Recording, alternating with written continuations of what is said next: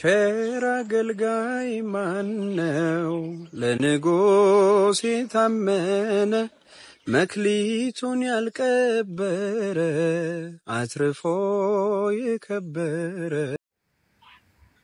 ምንድነው የሚሆነው? ያሰብኩትኝ እኔ የመጀመሪያ ዙር ላይ 5 ደቂቃ ኢዮብ ተናግሮ በጥምቀት ዙሪያ ላይ የምናምነው ኦርቶዶክሳውያን እርሶም 5 ደቂቃ ቢያወሩ ከዛ በኋላ ደግሞ በሁለተኛው ዙር ላይ ኢዮብ ያወራው እርሶ ይሄ ከመጽሐፍ ቅዱስም ከቤተክርስቲያንም አባቶች አንፃር ስተት ነው ብለው ቢሞግቱ ኢዮብም ደግሞ እንደዛው ቢሞግት 5 ደቂቃ የሚያንሳችሁ ከሆነ ይጨመራል። ከዛ ሶስተኛው ላይ ጥያቄና መልስ ከፈለጋችሁ 10 ደቂቃ ቢሆን ካነሰም መጨመር ይቻላል። ከዛ አራተኛው ዙር ላይ 5 ደቂቃ ማጠቃለያ። ኢዮብ የሆነ ነገር በል ይቻላል። በቃ ቆንጆ ነው። እዳል አይደል? ቃና ምን ይላሉ? እሺ ስለዚህ 5 ደቂቃ ሊያዝላችሁና እንደ ከፍል አድርጎ እሺ ማን እኔ ልጀምር? የመጀመሪያውን ዙር 5 ደቂቃ ላይ ጥምቀትን በተመለከተ ከድነት ጋር ያለውን ግንኙነት ካለው አለው ብላችሁ ከሌለው ደግሞ የለውም ብላችሁ ነው ማለት ነው። ከመጽሐፍ ቅዱስም ከቤተክርስቲያን አባቶችም የጠቀሳችሁ የምትቀጥሉ የመጀመሪያው ዙር እሱ ነው። ኢዮብ ተጀምር። እሺ ጀምራለሁ፣ ችግር የለውም። እሺ አባታችን ይፍቱኝ ይባርኩኝ ብያለሁ። ቀጥታ ወደ ርዕሱ ስገባ ጥምቀት ለድህነት የሚለው የቤተ ክርስቲያን ዋነኛና ተቀዳሚ ትምህርት ነው። ምክንያቱም ጌታ ኢየሱስ ክርስቶስ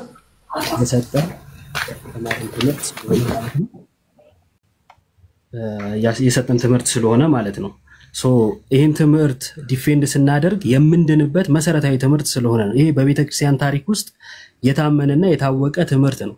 ለሺ ምናምን ዓመት ምናልባትም እስከ ዝንግሊን መነሳት ድረስ ቤተ ክርስቲያን የምታምነው ይህንን ነው። በጉባኤም ደረጃ እንዲሁም ደግሞ አባቶች ሁሉ የሚስማሙበት ትምህርት ነው። ምን? ጥምቀት።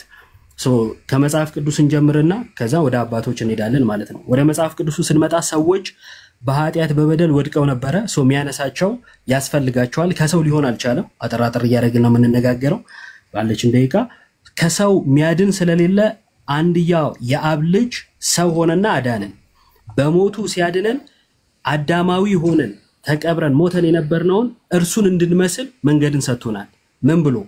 ያመነ የተጠመቀም ይድናል ብሎ ማለት ነው። ለመዳን ምን አስፈልገው አለ ጌታ ኢየሱስ ክርስቶስ? እኔ የሰራሁላችሁን ስራ እመኑ፣ ከዛ ደግሞ በጥምቀት በኩል ከኔ ጋር አንድ ሁኑ አለ። የቱ ጋር ነው ይሄን ያለው? ገላትያ ምዕራፍ 3 ቁጥር 27 ላይ የተጠመቀ ማንን ለብሷል አለ? ክርስቶስን ለብሷል። የተጠመቃችሁ ሁላችሁ ክርስቶስን ለብሳችኋል ብሏልና ጥምቀት ምንድነው? ክርስቶስን መልበስ ነው። ሰው ክርስቶስን ሳይለብስ ሊድን ይችላል? ክርስቶሳዊ ሳይሆን ሊድን ይችላል? በፍጹም አይችልም። ጥምቀት እንዴት ነው ክርስቶሳዊ የሚያደርገው ከተባለ ማስረጃ አለ። የማቴዎስ ወንጌል ምዕራፍ 28 ላይ ጌታ ኢየሱስ ክርስቶስ ሐዋርያቱን ከትንሣኤ በኋላ አሕዛብን ሁሉ በአብ በወልድ በመንፈስ ቅዱስ ስም እያጠመቃችሁ ደቀ መዛሙርቴ አድርጓቸው አለ። ምን ማለት ነው ደቀ መዝሙር መሆን ከተባለ? በሌላ ስፍራ እዚህ ወንጌል ላይ በወንጌላችን ማለት ነው ደቀ መዝሙር መሆን የሚለው ወይም ደቀ መዝሙር የሚለውን የጌታ መሆን ብሎ ይተረጉመዋል ማለት ነው። ስለዚህ ሰዎች አምነው ሲጠመቁ ነው የጌታ የሚሆኑት ማለት ነው። ታዲያ ጥምቀት ለድነት አይደለም የሚሉ ሰዎች የሚጣረሱት ከማጋ ነው ሲባል ከጌታ ትምህርት ጋር ነው ማለት ነው። ጴጥሮስን በመልእክቱ ምን ብሎ ተናግሯል? ይህም ውሃ ማለት ጥምቀት ምሳሌ ሆኖ አሁን ያድነናል ብሎ ተናግሯል። አባታችን ሚዩት ቢያደርጉት የእርሶ ድምጽ ወደዚህ ስለሚመጣ ጥምቀት ያድነናል ብሎ ተናግሯል ማለት ነው። እኛ የጴጥሮስ ልጆች ስለሆንን ጴጥሮስ እንዳለ ይህም ውሃ ማለት ጥምቀት ምሳሌ ሆኖ አሁን ያድነናል ብለን እናምናለን ማለት ነው። እንዲሁም ደግሞ የጳውሎስን የድህነት መንገድ መመልከት እንችላለን። በሐዋርያት ሥራ ምዕራፍ 22 ላይ ጳውሎስ ሳኦል እያለ በደማስቆ መንገድ ጌታ እንዳገኘው ይናገርና ለምን ታሳድደኛለህ ይለዋል ጌታ። ከዛ እኔ ማሳድድ አንተ ማነህ? ይሄ ቃላት ልውውጥ ከተደረገ በኋላ ወደ ከተማ ሂድ የምታደርገውን በዛ ይነግሩሃል አለው። ካመነ በኋላ ወደ ከተማ ገብቶ ነበረ። ወደ ከተማ ከገባ በኋላ አናንያ ምን አለው? ለምን ትዘገያለህ? ተነሳና ስሙን እየጠራህ ተጠመቅ፣ ከኃጢአትህም ታጠብ አለው። ስለዚህ ጥምቀት ምንድን ነው ሲባል ጳውሎስ ያገኘውን የምናገኝበት ነው ማለት ነው። እርሱ ምንድን ነው? ከኃጢአት መንጻት፣ ከኃጢአት መታጠብ። ይህንን የሚነግረን መጽሐፍ ቅዱሳችን ነው ማለት ነው። በሐዋርያት ሥራ ምዕራፍ ቁጥር 38 ላይ የምናገኘው ደግሞ ሐሳብ አለ ከዚሁ ከኃጢአት ስርየት ጋር በተያያዘ። ይህንንም በሰሙ ጊዜ ልባቸው ተነካ። ጴጥሮስና ሌሎች ሐዋርያት ወንድሞቹ ምን እናድርግ አሏቸው። ጴጥሮስም ንስሐ ግቡ፣ ኃጢአታችሁ ይሰረይ ዘንድ እያንዳንዳችሁ በኢየሱስ ክርስቶስ ስም ተጠመቁ፣ ምን ታገኙ ዘንድ? የኃጢአት ስርየት። አያችሁ፣ ጥምቀት ለኃጢአት ስርየት አይሆንም የሚል ሰው መጽሐፍ ቅዱስን ያልተቀበለ ነው ማለት ነው። ቃል በቃል ነው የሚለው።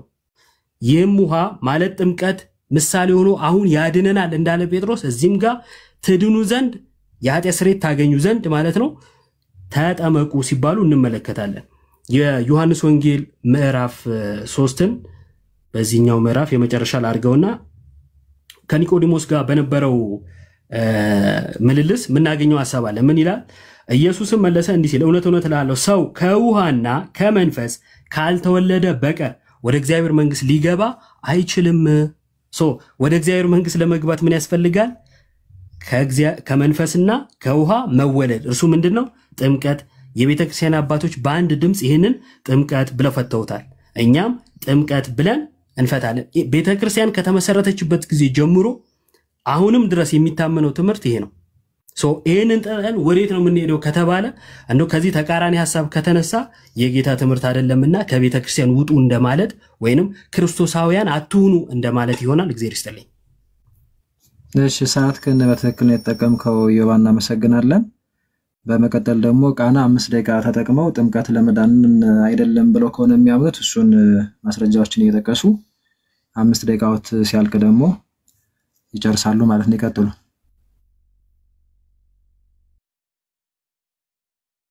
ላይ ኖት ሚዩቷን ያንሷታ። አመሰግናለሁ።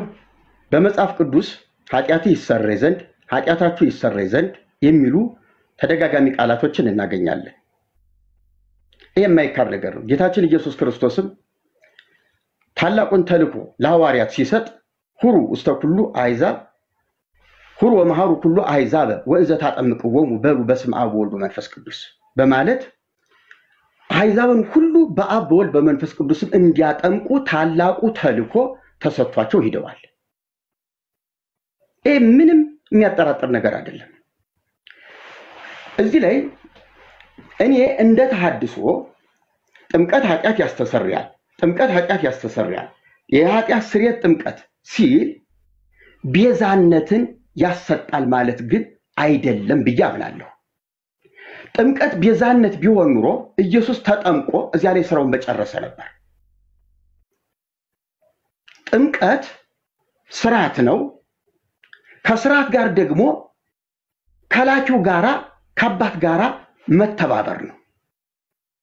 ስርዓትነቱ ትብብር ነው። ሐዋርያው ቅዱስ ጳውሎስ በሮሜ መልእክቱ ምዕራፍ 6 ቁጥር 4 ላይ እንግዲህ ክርስቶስ በአብ ክብር ከሙታን እንደተነሳ እንዲሁ እኛም በአዲስ ሕይወት እንድንመላለስ ከሞቱ ጋር አንድ እንሆን ዘንድ በጥምቀት ከእርሱ ጋር ተቀበርን። ክርስቶስ ተጠመቀ ማለት ለኃጢአት ስርየት አይደለም። ጥምቀት የኃጢአት ስርየት አይደለም። ክርስቶስ ሞተ ቤዛ ሆነ ሲባል ለቤዛነት አይደለም። ክርስቶስ ለኛ ትእዛዝንና ስርዓትን ሲሰጥ አደረገው። ያንን ስርዓትኛ ስንፈጽም በተለይ ጥምቀትን ወረሳችን ጥምቀትን ስንፈጽም ከክርስቶስ ጋራ በመተባበር አንድ አማኝ በክርስቶስ አመንኩ የእግዚአብሔር ልጅ ሆንኩ ብሎ በአፉ መስክሮ ባይጠመቅ እንደ ክርስቲያን አይቆጠርም። በመጀመሪያቱ ቤተክርስቲያንም ካመነ በኋላ ተምሮ ምን እናድርግ ሲል መጠመቅ ነው። ዋናው እንዳልጠመቅ የሚከለክለኝ ምን አለ ሲል ኢየሱስ ክርስቶስ የእግዚአብሔር ልጅ እንደሆነ ብታምን ተፈቅዷል አለው። የእግዚአብሔር ልጅ እንደሆነ አምኛለሁ ሲል ይሄ ሰው እዚህ ላይ ነው የዳነው። ቀጥሎ ጥምቀቱ ለምንድን ነው የሚጠብቅ? ተጨማሪ ደህንነት ሊያሰጠው ሳይሆን ከክርስቶስ ጋራ የክርስቶስን ሞት በጥምቀት ለመተባበር ያደረገው ታላቅ ምስክርነት ነው። ክርስቶስ ሞተ። ጥምቀት አንዲት ናት የሚባለውም ከዚህ የተነሳ ነው። አንድ ሰው ሁለቴና ሶስቴ አይጠመቅም። ጥምቀት አንዲት ናት። ምክንያቱም ክርስቶስ አንዴ ለኛ ሞተ፣ ተደጋጋሚ ስላልሞተ። ሁለቴ ሶስቴ ቢሞት ኑሮ ጥምቀትንም በዚያው ልክ እንደጋግመው ነበር። ነገር ግን ለአንድ ሞቱ አንድ ጊዜ ብቅ ጥልቅ በማለት ብቻ ሞቱንና ትንሣኤውን እናበስራለን። ከእርሱ ጋር መተባበር እናደርጋለን። ሐዋርያው ጳውሎስም ይሄንን ነው የሚገልጠው። ሌሎች ጥቅሶች ኃጢአት ስርየት ማለት እነዚያ ሰዎች ሲጠመቁ መጀመሪያ ላይ በሕይወታቸው በነበሩበት አይዛባዊ ልምምድ፣ አይሁዳዊ ልዩ ልዩ ልምምድ ነበራቸው። ይሄ ምድራዊ የሆነ ከእግዚአብሔር ፊት ርቀው የነበሩበት ከእግዚአብሔር ፊት ተለይተውበት የነበረበት ሕይወት የኃጢአት ስርየት ንስሐም እኮ ራሱ የኃጢአት ስርየት ነው። ንስሐም የኃጢአት ስርየት ነው። ነገር ግን ንስሐ የኃጢአት ስርየት ስለሆነ በንስሐ ነገሩ አይቋጭም። በኦሪት መስዋዕት ማቅረብ የኃጢአት ስርየት ነበረ፣ በዚያ አይቋጭም። እንዲያውም ጌታችን ኢየሱስ ክርስቶስ አለለክሙ ጸሐፍት ወፈሪሳውያን እለትከይዱ ባሕረ ወየብሰ ከመ ታጥምቁ አሐደ ፈላሴ ወተጠሚቆ ትረስዩ ወካዕበተ ገሃነም፣ የብሱን በእግር ባህሩን በመርከብ እየዞራችሁ አንድ ሰው ለማጥመቅ ትዞራላችሁ፣ ካጠመቃችሁት በኋላ ግን መልሳችሁ የገሃነም ልጆች ታደርጋላችሁ ተብሎ ሲነገር ያ ጥምቀት ለስርየት ኃጢአት አይደለም። ጥምቀቶች ሁልጊዜ የራሳቸው ተልእኮና መልእክት አላቸው። አንድ ነገር ማረጋገጥ ያለብን ኢየሱስ ክርስቶስ እንኳንስ የኛ ጥምቀት ይቀርና የኢየሱስ ጥምቀት እንኳን ለኛ ቤዛችን አይደለም። ለኛ ቤዛችን አይደለም። የኢየሱስ ክርስቶስ ቤዛችን ሞቱ ብቻ ነው። በዘላለም ሊቀ ካህናትነት በዘላለም መስዋዕት በአፊት ራሱን አቅርቦ በእግዚአብሔር ቀኝ ለዘላለም የተቀመጠ የተባለው ቤዛችን እዚያ ላይ ነው ያለው እንጂ በጥምቀት ቤዛነት፣ በቁርባን ቤዛነት፣ በንስሐ ቤዛነት የሚገኝ ከሆነ ቤዛነቱ ተሸርሽሯል፣ ተከፋፍሏል። ስለዚህ የትልቁ የመስዋዕቱ ስርዓትም ተዛብቷል ማለት ነው እና ለመስዋዕቱ ነው ትልቁ ክብር የሚሰጠው። ይሄ ማለት ግን አማኞች እያመኑ መጠመቅ፣ ከክርስቶስ ጋር መተባበር፣ ሞቱን መምሰል፣ በሕይወታቸው መገለጥ ግዴታቸው ነው። ሳጨርሰዋል ቃና።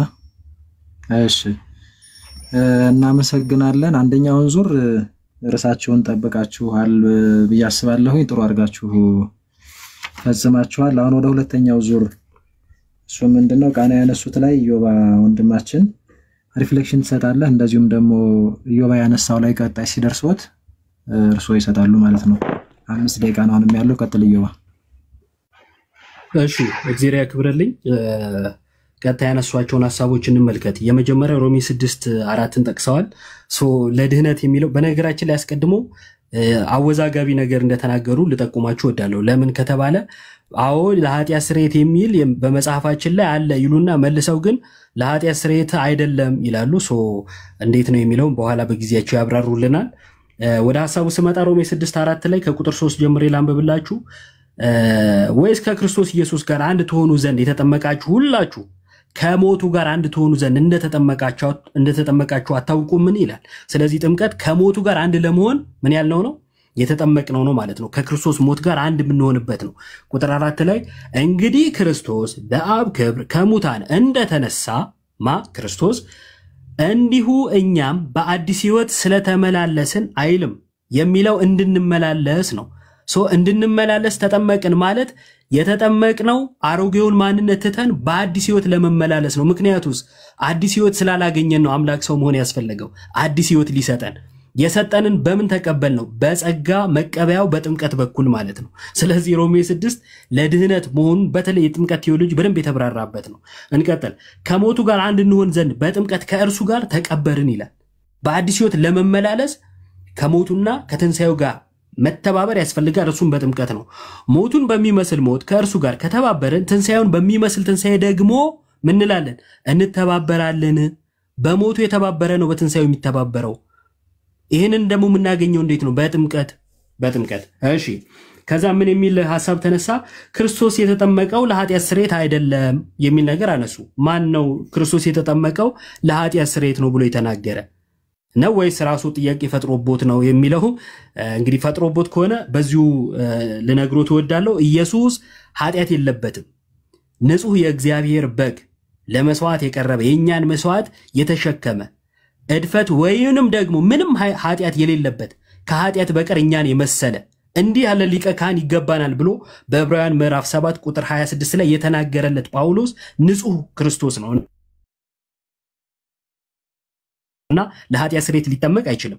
የዮሐንስ ጥምቀት ከተነሳ የሐዋርያት ሥራ ምዕራፍ 19 ላይ ሄደው ማንበብ ይችላሉ። ዮሐንስ ያጠምቅ የነበረው ለንስሐ ነው። ክርስቶስ ደግሞ ለኛ የፈጸመልንን እርሱ ለኃጢአት ስርየት ተጠመቀ የሚል ሐሳብ እኛም አላነሳንም፣ ከየት እንደሰሙት ባላቅም ማለት ነው።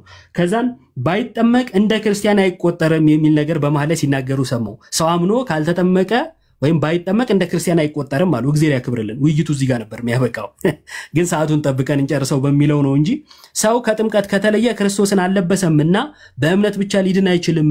ይሄ ፕሮቴስታንታዊ አስተምሮ ነው። ይሄ ፕሮቴስታንታዊ አስተምሮ ደግሞ በቤተክርስቲያን ታሪክ ውስጥም ትምህርት ውስጥም የለም። ከዛ ተመለሱ ነው የኛም ሐሳብ። የሚታደስ ነገር የለም፣ ራሳችሁን አድሱ የሚል መልእክት አዘል ነው ማለት ነው። ከዛን ጥምቀት ምስክርነት ነው ብለዋል። ጥያቄና መልስ ላይ ከየት እንዳመጡ ጠይቆታለሁ። ከዛን የኢየሱስ ጥምቀት ቤዛ አይደለም የሚል ነገር አነሱ።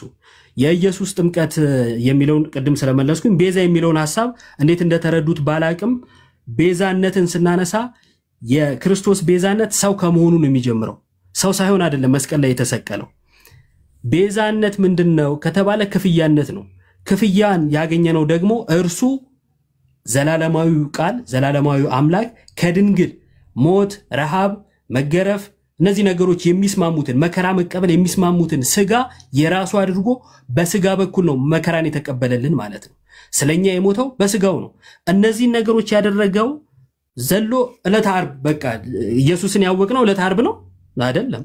መልአኩ መጥቶ የእግዚአብሔር ልጅ ትወልጃለሽ እሱም ደግሞ የዓለም መድኃኒት ነው ለዓለም ሁሉ መድኃኒት የሆነውን ትወልጃለሽ ብሎ ሲያበስራት ከብስራቱ ማነው ከጽንሰቱ ይጀምራል ማለት ነው ቤዛነቱ እንጂ መስቀል ላይ ብቻ ነው ብሎ በብቻ ካጠሩት አስቸጋሪ ይሆናል ማለት ነው። ይሄን ከየት እንዳመጡት በኋላ ላይም ስለምጠይቅ ማለት ነው። የመጨረሻ ሐሳብ ኦኬ 40 ምናምን ሰከንድ ስላለኝ ቅድም ያነሳናቸው ጥቅሶች አሉና አንዱንም አልተቃወሙም። ታዲያ ተሐድሶነት ምንድነው? መጽሐፍ ቅዱስ አዎ ለኃጢአት ስርየት ብሎ ይላል፣ ግን ብለው ደግሞ አይ ለኃጢአት ስርየት ብዬ አላምንም ካሉ የሚያድሱት ወደ ራስዎት ሐሳብ ነው ወይስ ወደ መጽሐፍ ቅዱስ? ወደ መጽሐፍ ቅዱስ ካሉ ይሄው ስንጠቅስ እኮ አላምንም አሉ ወይንም ደግሞ አልቀበልም እያሉ ነው። ታዲያ ወዴት ነው የሚታደሰው የሚል ጥያቄ ያስነሳል። እግዚአብሔር ያክብርልኝ። ሮሽ ዮባ እናመሰግናለን። 10 ሰከንድ እያለን የጨረስከው አሪፍ ነው። አሁን ቃና ማይኮትን ያንሱና ዮባ ቅድም እና አሁን ላይ ያነሳቸው ሐሳቦች ላይ 5 ደቂቃዎችን ዝለታለው። እዛ ላይ የካውንተር አታክ ያደርጋሉ ማለት ነው። ይቀጥሉ። ወንድሜ ካነሳቸው ሐሳቦች ላይ እኔም ተቃውሞ አለኝ። አንደኛ የኢየሱስ ክርስቶስ ቤዛነት ከጽንሰቱ ጀምሮ ነው እንጂ ቀራንዮ ላይ ዘሎ አይደለም ብሏል። ይሄ ፍጹም ስህተት ነው ባይነኝ። እኔ እንደ እግዚአብሔር ቃል እንደ መጽሐፍ ቅዱስ ጌታችን ኢየሱስ ክርስቶስ የተጸነሰው ከጽንሰት ጀምሮ ቤዛ ሊሆን ሳይሆን ስደቱም ሁሉ ቤዛነታችን አይደለም። ወደ ቀራንዮ የሚሄድ የእግዚአብሔር በግ ነው። በጉ ቀራንዮ ላይ ነው የሚሰዋው። ካህኑ እዚያ ላይ ነው። መስዋዕቱም እዚያው ነው። መሰዋውም እዚያው ነው። ጽንሰት ላይ መሰዊያ የለም፣ ሊቀ ካህናትም የለም። ስለዚህ ኢየሱስ ክርስቶስ እንደ መልከጼዴቅ የዘላለም ካህን ሲባል መልከጼዴቅ ከአብርሃም ጋር በተገናኘባት ቅጽበት 30 ደቂቃ ትሁን 20 ደቂቃ አትታወቅም፣ አጭር ንግግር ነው የተነጋገሩት። መልከጼዴቅ ህብስትና ወይኑን ይዞ ወጥቶ ተቀበለው። አብርሃም ከአስራቱ ሰጠው። መልከጼዴቅ አብርሃምን ባረከው። ይህች ብቻ ንግግር ተጠናቀቀች። መልከጼዴቅ አባትና እናት የሉትም፣ ለዘመኑ ጥንት የለውም፣ ምንም አይታወቅም ተባለ። ነገር ግን በእግዚአብሔር ልጅ ተመስሎ ካህን ሆኖ ይኖራል ተባለ። ካህንነቱ እዚያች ላይ ከአብርሃም ጋር የተገናኘባት ህብስትና ወይንን ይዞ የቀረበባት ሰዓት ናት። አብርሃም ተፈስሐ አብርሃም ተመነየ ተፈስሐ ወተነበየ ምስጢረ ሞትከ ክርስቶስ አመ በበግር ስትል ቤተክርስቲያኗ እዚያ ላይ ያለውን የመልከጼዴቅን እና የአብርሃምን ግንኙነት ጠቅሳ ነው። ጌታችን ኢየሱስ ክርስቶስ በዮሐንስ ወንጌል አብርሃም ቀኔን ያይ ዘንድ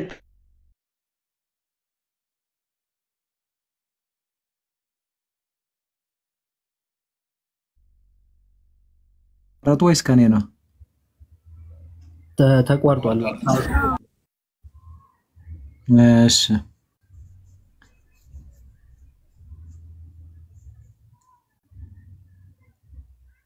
አይ ቲንክ እናስወርዳቸው ይሆን እንደና ይመለስ ወይስ እንዴት ይሻላል? ዘግቶባቸውም ሊሆን ይችላል ባትሪ። ወርዶ ይመለሱ ክሮሲ። ግን ራሳቸው ናቸው ወረዱ። ቆይ እንሞክር። እሺ ታብና ኮፕሊንኩን ከፍ አድርጉት እንዳይዘረግፈን። እሺ ሊቀ ጉባኤም ሚውት አድርገው ነው ቁጭ ያሉትና አንዴ ራስዎትን አሳድጉና እዛ ላይ እስኪመጡ ታፕ ታፕ እናርግ። በትልቁ ይሆና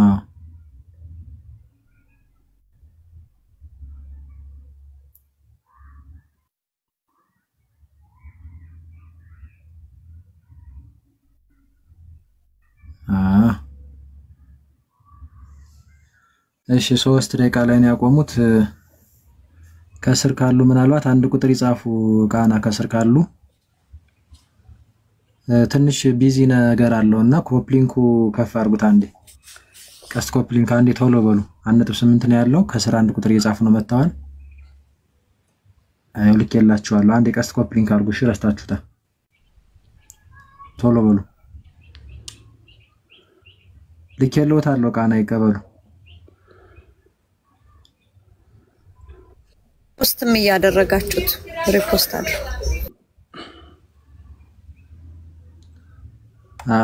ልኬልዎታለሁ። ሜቢ ቢካሎት ገስት ይላኩ ወይ አይ ቲንክ እየደረሳቸው አይደለም መሰለኝ። ልኬልዎታለሁ ወይ ገስት ይላኩ። ምናልባት ኔትወርክ ከሆነ አንዴ ወጥተው ይመለሱ። ቤቱን ፎሎ አድርገውታል ብዬ አስባለሁ። ወይ ወጥተው እንደገቡ ወይ አንድ ቁጥር ይጻፉ ወይ ገስት ይላኩ። ቃና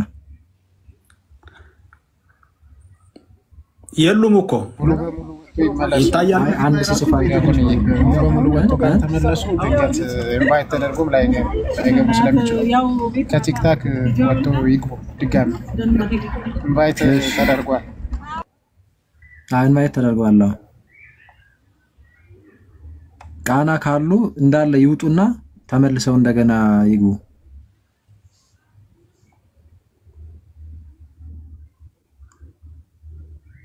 ኮፕሊንኩና ታቡን ከፍ አድርጉት። ታቡን 1200 አስገቡት። 1200 ሰው ነው ያለው። እኔን ራሱ ቢዚ የሆነብኝ ነው።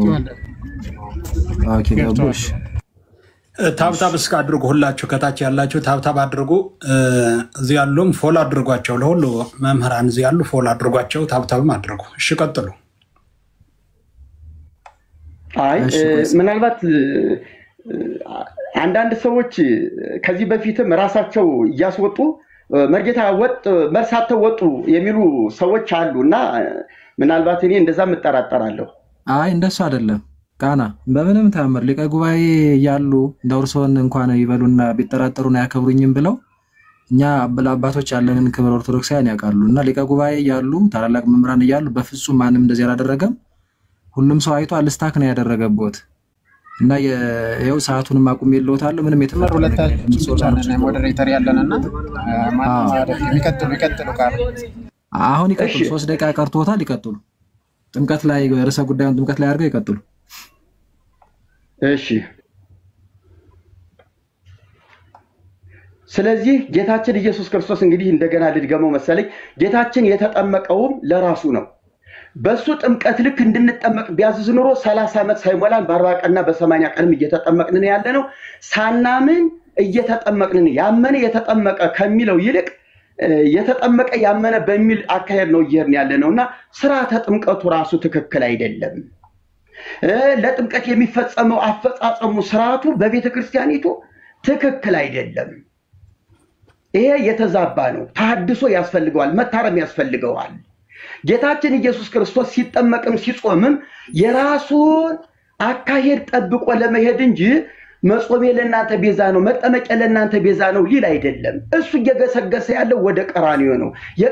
ቀራንዮ ለመድረስ የሚፈጽማቸውን ጉዞዎች ነው እያከናወነ ይሄደው። ቀራንዮ ላይ ነው ሁሉ ነገር የተጠናቀቀው። መጸነስ ቤዛ ቢሆን መጠመቅ ቤዛ ቢሆን ቅዱስ ቁርባን እንኳን ጸሎተ ሐሙስ ላይ ቤዛ ቢሆን እዚያ ላይ ቢያበቃ ነገ የሚፈሰው ብሎ ስለ ነገ የሚፈስ ደም ባልተናገረ ነበር። ስለዚህ ሁሉ ነገሩ አብ የተቀበለው የዘላለም መስዋዕት ቀራንዮ ነው እንጂ ጥምቀት ጋር ምንም የሚያገናኘው ነገር የለም። አሁን የኃጢአት ስርየት የምትሏት ከቤዛነት ጋር ልትቀላቅሏት ነው። የኃጢአት ስርየት በተለያየ መንገድ ኃጢአት ይፈጸማል፣ በተለያየ መንገድ ስርየት ይገኛል። ወንድሜን አስቀይሜው ኃጢአት ከሰራው እኮ ይቅር በማለትም የኃጢአት ስርየትን አገኛለሁ። ዋሽቼም እኮ ዋሸውኝ ብዬ ንስሐ ገብቼ የኃጢአት ስርየት አገኛለሁ። ይሄ ማለት ግን ቤዛነት አይደለም። ስለዚህ ተጠምቄ የኃጢአት ስርየት አገኘው ማለት የጸሎት ሐሙስ ዕለት ወይም ደግሞ ቅዱስ ቁርባን ዛሬ ተቀብዬ የኃጢአት ስርየት አገኘው ማለት የዘላለም ቤዛነት አገኘው ማለት አይደለም። ቤዛነት ድግግሞሽ የለውም። በአንዱ በኢየሱስ ብቻ በእርሱ ብቻ የተከናወነ ስራ ነው። ማናችንም ጣልቃ የምንገባበት አይደለም። የኛ ስራ ድርሻ የለውም። ጥምቀታችን ስርዓት ነው። ከአብና ከመንፈስ ቅዱስ ከልጁም ጋር ህብረት ለማድረግ የምንፈጽመው ስርዓት ነው። ቤዛ ነው ካላችሁኝ የኃጢአት ስርየት የምትለዋና ቤዛነትን እንወያይባት። ብዙ የኃጢአት ስርየት ማግኛ መንገድ ስላለ ስለዚህ እኔ የምለው ወንድሜ አሁን ቅድም ሁሉንም አንዱንም አልጠቀሰውም ማለት ስለጠቀስከው ጥቅሱን እኔ ራሴ እዚህ ቦታ ብዬ መድገም አስፈላጊ አይደለም። ነገር ግን ሐሳቡን ነው እኔ ደግሞ የምፈልገው ሐሳቡን። ለምሳሌ እኔ አሁን የጴጥሮስን ስለዚህም ጥምቀት ምሳሌ ሁሉ አሁን ያድነናል ብለኛል። እሱን ክፍል እስቲ ደው ተስማምተን በጋራ ጊዜ ያንተም ጊዜ የኔም ጊዜ ሳይሆን በጋራ ጊዜ አውጥተን እናንብበው፣ ወይም ደግሞ ካስፈለገ በእኔ ጊዜ ያነበዋለሁ። አመሰግናለሁ። እኛም እናመሰግናለን። ቃና በሰዓት ነው የጨረሱት። 1-3 ሰከንድ ሲቀር አሪፍ ነው። እሺ አይ ቲንክ ጥያቄና መልስ ላይ ነው የደረሳችሁት። አሁን ቃናም ማይክዎትን እንደተነሳ ነው በየው ማይክን ታነሳና ጥያቄ 10 ደቂቃ ዛለሁኝ። ለጥያቄ 10 ደቂቃ ነው ቅድም ያልኳችሁ የነበረው የተስማማችሁት እና 10 ደቂቃ ትጠይቃችኋለህ። ቃናም ያው አጭር መልስ ከሆነ የሚፈልገው አጭር መልስ ይሰጣሉ፣ ማብራሪያ ከሆነ የሚፈልገው ማብራሪያ ይመልሳሉ ማለት ነው። ኋላም ኢዮባ በተራው እንደዛ ያደርጋል። ስለዚህ ኢዮባ ዝግጁ ነህ? ዝግጁ ነኝ። ቃና ማይክዎትን ያንሱና ጥያቄ እና መልስ ስለሆነ 10 ደቂቃ ጠይቆት ከዛ 10 ደቂቃ ደግሞ በኋላ ላይ ይዤሎት እርሶ ይጠይቁታል። ጥምቀት ላይ ትኩረት አድርጋችሁ በተለይ እንደዛ ተጠያይቁ። እሺ አስጀምራለሁ። ቀጥል ኢዮባ። እሺ እግዚአብሔር ያክብርልኝ። ኢየሱስ የተጠመቀው እርሶ ስላነሱት ነው እንጂ ኢየሱስ ጥምቀት አልነበረም ርዕሱ። ያው ብዙ ትንሽ የተወሰኑ ከርዕስ ወጣ ብለውብኛል፣ ችግር የለውም። ኢየሱስ የተጠመቀው ለራሱ ነው ብለዋል። ምን ሊያገኝ ለራሱ? አጭር መልስ ምን ሊያገኝ? ኢየሱስ የተጠመቀው ለራሱ ነው ብለዋል እኮ። ለራሱ ሲጠመቅ ምን ሊያገኝ? ለንስሐ ነው የተጠመቀው፣ ንስሐ ሊገባ ሲጀመር ለኃጢአት ስርየትም አይደለም። ኢየሱስ የተጠመቀው ከዓለም ለመለየትና የአብ ልጅ መሆኑን ለመግለጥ መስቀልን ደግሞ የቀራንዮን መስቀል ለመሸከም ነው የተጠመቀው። ከዓለም ለመለየት መጠመቅ መለየት ነው። እሺ ከዓለም ለመለየት ነው የተጠመቀ የሚለውን ያሳዩኝ ማስረጃ። ኢየሱስ ከዓለም ለመለየት ተጠመቀ የሚል ማስረጃ። አውዱን እኮ ነው የምትረዳው። የግድ ለእያንዳንዱ ቃል ጥቅስ መጠበቅ አለብህ እንዴ?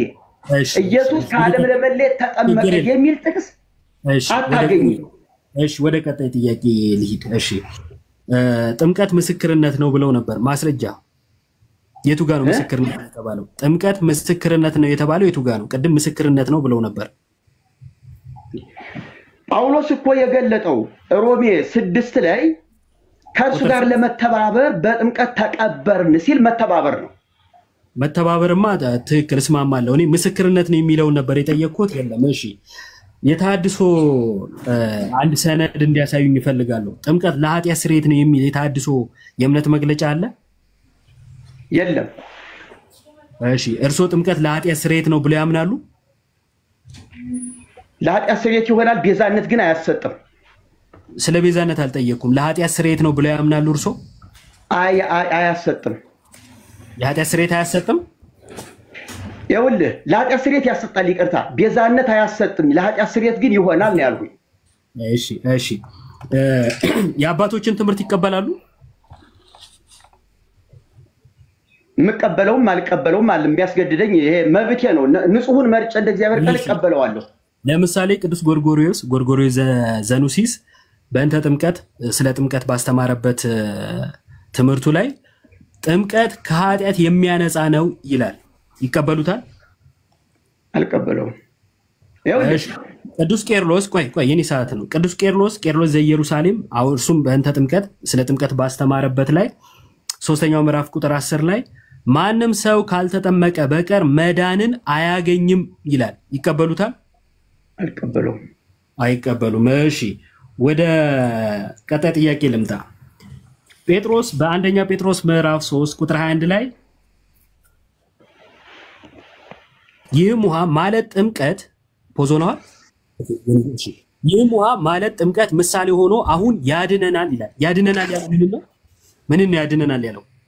እሱን ነው አንተን የምጠይቅህ። አንተ የጠቀስከው ጥቅስ ስለሆነ እዚህ ላይ አንተ እንድታብራራልኝ እጠይቅሃለሁ። እሺ አብራራለሁ። ለኔ ግን ይመልሱልኝ። ያድነናል የተባለው ምንድነው? የእርሶን ውሃው ነው። ውሃው ያድነናል ብለው ያምናሉ እርሶ? ይኸውልህ አንተ ቃል በቃል እያዳንዱ ስትሄድ ያድነናል ላያድነንም ከምን እንደሚያድን ይኸውልህ ብለው ያምናሉ እርሶ? ከምን ላይ እንመጣለን? ይቅርታ የኔ ተራ አይደለ? አንዴ የኔ ተራ ስለሆነ ከምን ያድናል የሚለው ጋር እንመጣለን። ችግር የለውም። እርሶ ግን ልክ እንደ ጴጥሮስ ያድነናል ብለው ያምናሉ? ጥምቀትን ያድናል። እሺ ከምንድን ነው የሚያድነው? ከጊዜያዊ ኃጢአት ማስረጃ ከጊዜያዊ አይደለም። ይኸውልህ ያድናል ስል አንዴ ከጊዜያዊ ኃጢአት የሚለው ማስረጃ ይስጡኝ። ማስተካከያ ልስጥህ። አዳምጠኝ። ይኸውልህ ከኃጢአት ስርየት ያድናል፣ ጥምቀት ያድናል ስል ቤዛነት ጋር እንዳታያይዘው ነው የኔ ጥያቄ። አላያይዘው። አሁን ደግሞ የኃጢአት ስርየት ያስገኛል አሉ። እሺ ከምን ያድናል የሚለውን ከጊዜያዊ ኃጢአት ብለዋል። እስኪ ማስረጃ ይስጡኝ። ከጊዜያዊ ኃጢአት የሚለው ቤዛ ስለማይሆን ጊዜያዊ ያልኩት ቤዛ ስለማይችል ከጊዜያዊ ኃጢአት የሚል ማስረጃ። እኔ ጥምቀት ቤዛ ይሆናል የሚል ክርክር አልተከራከርኩም። እርስዎ ነው ከቅድም ጀምሮ እሱ የሚያወሩት ማስረጃ የለው። እሺ ችግር የለም። ወደ ቀጣይ ልሂድ። ዮሐንስ ወንጌል ምዕራፍ 3 ላይ ሰው ዳግመኛ ከውሃና ከመንፈስ ካልተወለደ በቀር ወደ እግዚአብሔር መንግስት ሊገባ አይችልም ይላል። ስለዚህ ወደ እግዚአብሔር መንግስት ለመግባት ከውሃና ከመንፈስ መወለድ ያስፈልጋል ብለው ያምናሉ? በመንፈስ ከተወለደ ከውሃ ተወልዶ ልክ ነው። ሁለቱንም ማከናወን አለበት። ከውሃና ከመንፈስ መወለድ አለበት። ያለ መንፈስ ልደት ግን ስጋው ይሄ የውሃ ጥምቀት ምንም አያመጣለትም። ስንት ጥምቀት ነው የሚያምኑት? የመንፈስ ጥምቀትና የውሃ ጥምቀትን ሁለቱን እኮ ከመንፈስና ከውሃ ሲል እኮ ሁለት በመንፈስ የሚሆንና በስጋ የሚሆን እየነገረህ ነው። ስለዚህ ሁለት ጥምቀት ነው የሚያምኑት። የማይታይና የሚታይ ጥምቀት፣ በእምነት የሚሆን ጥምቀት አለ። ስለዚህ የሚታይና የማይታይ ጥምቀት አለ። ስለዚህ የሚታይና የማይታይ ጥምቀት አለ ብለውኛል። ማስረጃ የማይታየውን ጥምቀት በማስረጃ ያሳዩኝ። ራሱ ከመንፈስና ከውሃ ሲል እስኪ የመንፈስን ጥምቀት አስረዳኝ አንተ። ከመንፈስ መወለድ ማለት ምን ማለት ነው? የኔ ጥያቄ ተራ ነው፣ የእርሱ አይደለም። ማስረጃ ይስጡኝ። የማይታየው ሳስረዳህ ከመንፈስና ከውሃ ካልተወለደ ሲል ሰው ከመንፈስ መወለድ መጀመሪያ መቅደም አለበት፣ ማመን ማለት ነው። ቀጥሎ የውሃ ደግሞ ጥምቀት የውሃን መወለድ ማግኘት አለበት። አንዴ ከመንፈስ መወለድ ማለት ማመን ማለት ነው። እንደዛ ብሎ ይፈታ የቤተክርስቲያን አባት አለ? የግድ ቄርሎስ ወይም ደግሞ ዮሐንስ ማለት አይጠበቅብኝም። ኦኬ እኔ ራሴ መጽሐፍ ቅዱስን ከተረዳሁት እኔ እነግርሃለሁ፣ ተረጉምልሃለሁ። እሺ ቄርሎስም ዮሐንስም ሳንል ጽጌን መቀበል ግዴታ አለብንም እያሉኝ ነው። መጽሐፍ ቅዱስን ትቀበለዋለህ? መጽሐፍ ቅዱስ ላይ ያሳዩኛ። እሺ ከመንፈስ የተወለደ መንፈስ፣ ከውሃ የተወለደ ውሃ ነው ልበልህ? እሱን አልጠየቅኩትም። ልበልህ ብለው ቆይ እንጂ እንዴ አይደለም። ከመንፈስ መወለድ ማለት ማመን ነው ሲሉ ማስረጃ ነበር የጠየቅኩት። ይኸውልህ ሰው እኮ አንድ ሰው አመንሁ ሲል እኮ ላመኑትና ለተቀበሉት የእግዚአብሔር ልጆች ሆኑ ዘንድ ስልጣን ሰጣቸው ነው የሚለው። ሰዓቴ ሳያልቅ ወደ ቀጣይ ጥያቄ ልሂድ። የተሐድሶ እንቅስቃሴ በጥምቀት ዙሪያ ወደ የትኛው ዘመን እንዲሄድ ይፈልጋሉ? ወይንም ወደ የትኛው ዘመን እንድንታደስ ይፈልጋሉ? ስለ ጥምቀት ነው ያነሳሁት። ወደ ሐዋርያትና ወደ ጌታ ወደ ቅዱስ ወንጌሉ። እሺ ከሐዋርያትና ከወንጌል ጥምቀት አያድንም የኃጢአት ስርየት አያስገኝም የሚል አንድ ማስረጃ ይስጡኝ። የኃጢአት ስርየት እንዳለ ነግሬሃለሁ። ኦኬ ቀድም ደግሞ አያስገኝም አሉ ተወዛገብኩበት እኮ። እሺ ቤዛነትን አያሰጥም ማለትና የኃጢአት ስርየት አያስገኝም ማለት ልዩነት አላቸው። እሺ ችግር የለውም። በፕሮቴስታንት ውስጥ ያሉ ሉትራኖች ጥምቀትን ቤዛ ይሉታል። በተለይ የሉተር ካቴኪዝም ላይ ጥምቀትን ቤዛ ብሎ ይጠራዋል። ይቀበሉታል? እኔ ከዚያ ቤት አይደለሁም። ስለዚህ ቤት አስተምሮ ማውቀው የለኝም። እንደዛ ከሆነ ከናንተ ማህበር በተለይ ከፕሮቴስታንት ከተሐድሶ አቀንቃኞች ዋነኛ ከሚባሉት ውስጥ አንዱ አቀንቃኝ የሚለውን ጨዋነት የጎደለው ቃል ብታስተካክለው ጥሩ ነው። ምክንያቱም እኛንም እንድናገር ትጋብዘኛለህ። ይቅርታ አቀንቃኝ ያልኩት ያው ደጋግሞ ከማንሳት አንፃር ለማለት ነው። በጣም ይቅርታ። የእርሶ ወዳጅ ይመስሉኛል አቶ ጌታቸው በመካነ ኢየሱስ ቸርች ተገኝተው ሲያስተምሩ ተመልክቻለሁና ከጠየቁኝ ማስረጃ አሳዩታለሁ። ባለፈው ማሳይችሁት ነበረ ቴዲ ቤት። ካልተቀበሉት ለምንድነው የናንተ አባል እዛ ተገኝተው ማስተማር ያስፈልጋቸው? የመካነ ኢየሱስን ትምህርት ካልተቀበላችሁ ይገርምሃል። አንተ አንዱን ቪዲዮ ብቻ ነው ያየው። እኔ ደግሞ ሙሉውን የፕሮቴስታንት አብያተ ክርስቲያናትን ጉባኤ ሂጄ ቁም ያስተምርባቸዋለሁ። እኔ ራሴ ምስክር ልንገር። ማስተምረው ግን የኢትዮጵያ ኦርቶዶክስ ተዋሕዶ ቤተክርስቲያን ተሐድሶ ያስፈልጋታል እንጂ መፍረስ የሚባል ወይም አይዛብ የምትሉትን ነገር አስተካክሉ ለማለት ግንዛቤ ለመስጠት ነው። እሺ ችግር የለውም። ከቤተ ክርስቲያን የወጣ ይሁን እንጂ የትም ሄደው እምነታችሁ ባይመሳሰል እንኳን ህብረት እንደምታደርጉ ነው የነገሩን። እናመሰግናለን። ከመጽሐፍ ቅዱስ ላይ እንደዚህ አይነት ትምህርት አላገኘንም። እሺ ወደ ቀጣይ ጥያቄ። መስጊድ ሄደህ አታስተምርም እንዴ አንተ? አይ እስካሁን አልሞከርኩትም። እንግዲህ የእርሶን አይቼ እከተል ይሆናል። እሺ ወደ ቀጣይ ጥያቄ ልሂድና የተሐድሶ የእምነት መግለጫ ስለ ጥምቀት የሚያወራው ነገር አለ? ምን አለ? የተሐድሶ የእምነት መግለጫ ስለ ጥምቀት የሚያወራው ነገር አለ? አለ። ለምሳሌ ምን ይላል? ጥምቀት ጌታችን ኢየሱስ ክርስቶስ እንዳስተማረው ያመነ የተጠመቀ ይድናል ስለሚል መጀመሪያ አንድ ሰው መማር አለበት፣ ማመን አለበት። መጠመቅ ለመጠመቅ ፈቃደኛ ሲሆን ያን ጊዜ መጠመቅ አለበት ብለን እንጂ ጥምቀትን አስቀድመን እምነትን አናስከትልም። እሺ ደቂቃው አልቋል። ዮባ እናመሰግናለን። አሁን ማይክን ታነሳና ተጠያቂ ትሆናለህ። በነገራችን ላይ ደስ የሚል ውይይት እያደረጋችሁ ነው። በጣም አይ ቲንክ ከስር ያሉትም 1500 ሰዎች ደስተኛ ይመስሉኛል። በጣም በተረጋጋ መንፈስ ቃናም ረጋ ብለው እየመለሱ ነበረ። ዮባም እንደዛው አጠያየቅ በጣም ደስ ይል ነበር። ጥሩ እየተማርንበት ነው ብዬ ተስፋ አደርጋለሁ። ታብና ኮፕሊንክ አድርጉት እንዳይቋረጥብን። አሁን ይቀጥላሉ። ቃና 10 ደቂቃዎትን ይጠቀሙ። ዝለውታለሁ። ዮባን ይጠይቁታል። እሺ ኢዮብ ጥምቀት የኃጢአት ስርየት ያስገኛል ሲባል ቤዛነትን ያሰጣል ማለት ነው? እሺ ቤዛነት ስንል ምትክነትን ወይም ያሰጣል ነው እኮ ላብራራው ነው። ሁለቱ የተለያዩ ነገሮች ስለሆኑ ጥምቀት በክርስቶስ የተደረገውን ቤዛነት መቀበያ ነው። ጸጋው የምንቀበልበት ነው። ስለዚህ ክርስቶስ የሰራልንን የማዳን ስራ የምንቀበለው በምንድነው ሲባል በእምነት፣ በጥምቀት፣ በቅዱስ ቁርባን ነው። በእነዚህ በሚስጥራት በኩል ወደ ጌታ ማዳን እንገባለን ማለት ነው። ቀላቅለውት ስለተረዱት መሰለኝ። እሺ መጀመሪያ ድነሃል ማለት ነው። በክርስቶስ ቤዛነት ድነሃል ማለት ነው። የክርስቶስን ቤዛነት አምኜ ስጠመቅ ነው ማገኘው። ቆይ ላመኑት ይኸውልህ መጀመሪያ ስታምን ነው ድነሃል የሚለው እኮ መጽሐፍ ቅዱስ እንጂ ጥምቀትን ሲጨምር አይልም። አይ ጌታ ኢየሱስ ክርስቶስ በማርቆስ ወንጌል ላይ ሁለቱ የማይነጣጠሉ ነገር እንደሆኑ ነግሮኛል። ምን ብሎ ያመነ እና የተጠመቀ ይድናል ስላለ እኔ ነጥዬ አይ ባንዱ ድኛለሁ ባንዱ ግን አልዳንኩም አልልም። እኔ ጌታ ስለዚህ እምነት ሲደመር ጥምቀት ነው መዳን የሚሆነኝ እንጂ ቤዛነቱ ብቻውን አያድነኝም እያልከኝ ነው። ቤዛነቱን የምቀበለው በሚስጥራቱ በኩል ነው ያልኩት። ቤዛነቱን ለማግኘት ነው የምጠመቀው። እንዴት ነው ቤዛነቱን ለማግኘት ተጠመቅኩ እያልኩኝ አይ ቤዛነቱ አያድነኝም እያልክ ነው ሊባል የሚችለው በምን ቋንቋ ነው? ቤዛነቱን ይውሉት አልተረዱም። ይውሉት ክርስቶስ ስለኛ ሞተ አይደለ? ቤዛ ሆነን ይሄንን በመስቀል ላይ የፈጸመውን የማዳን ስራ እኛ የምንቀበለው በሚስጥራቱ በኩል ነው። አምነን በሚስጥራቱ በኩል ለምሳሌ አዳማዊ ነበርኩኝ ክርስቶሳዊ ለመሆን ተጠመቅኩኝ። ክርስቶሳዊ የሆንኩት እንዴት ነው?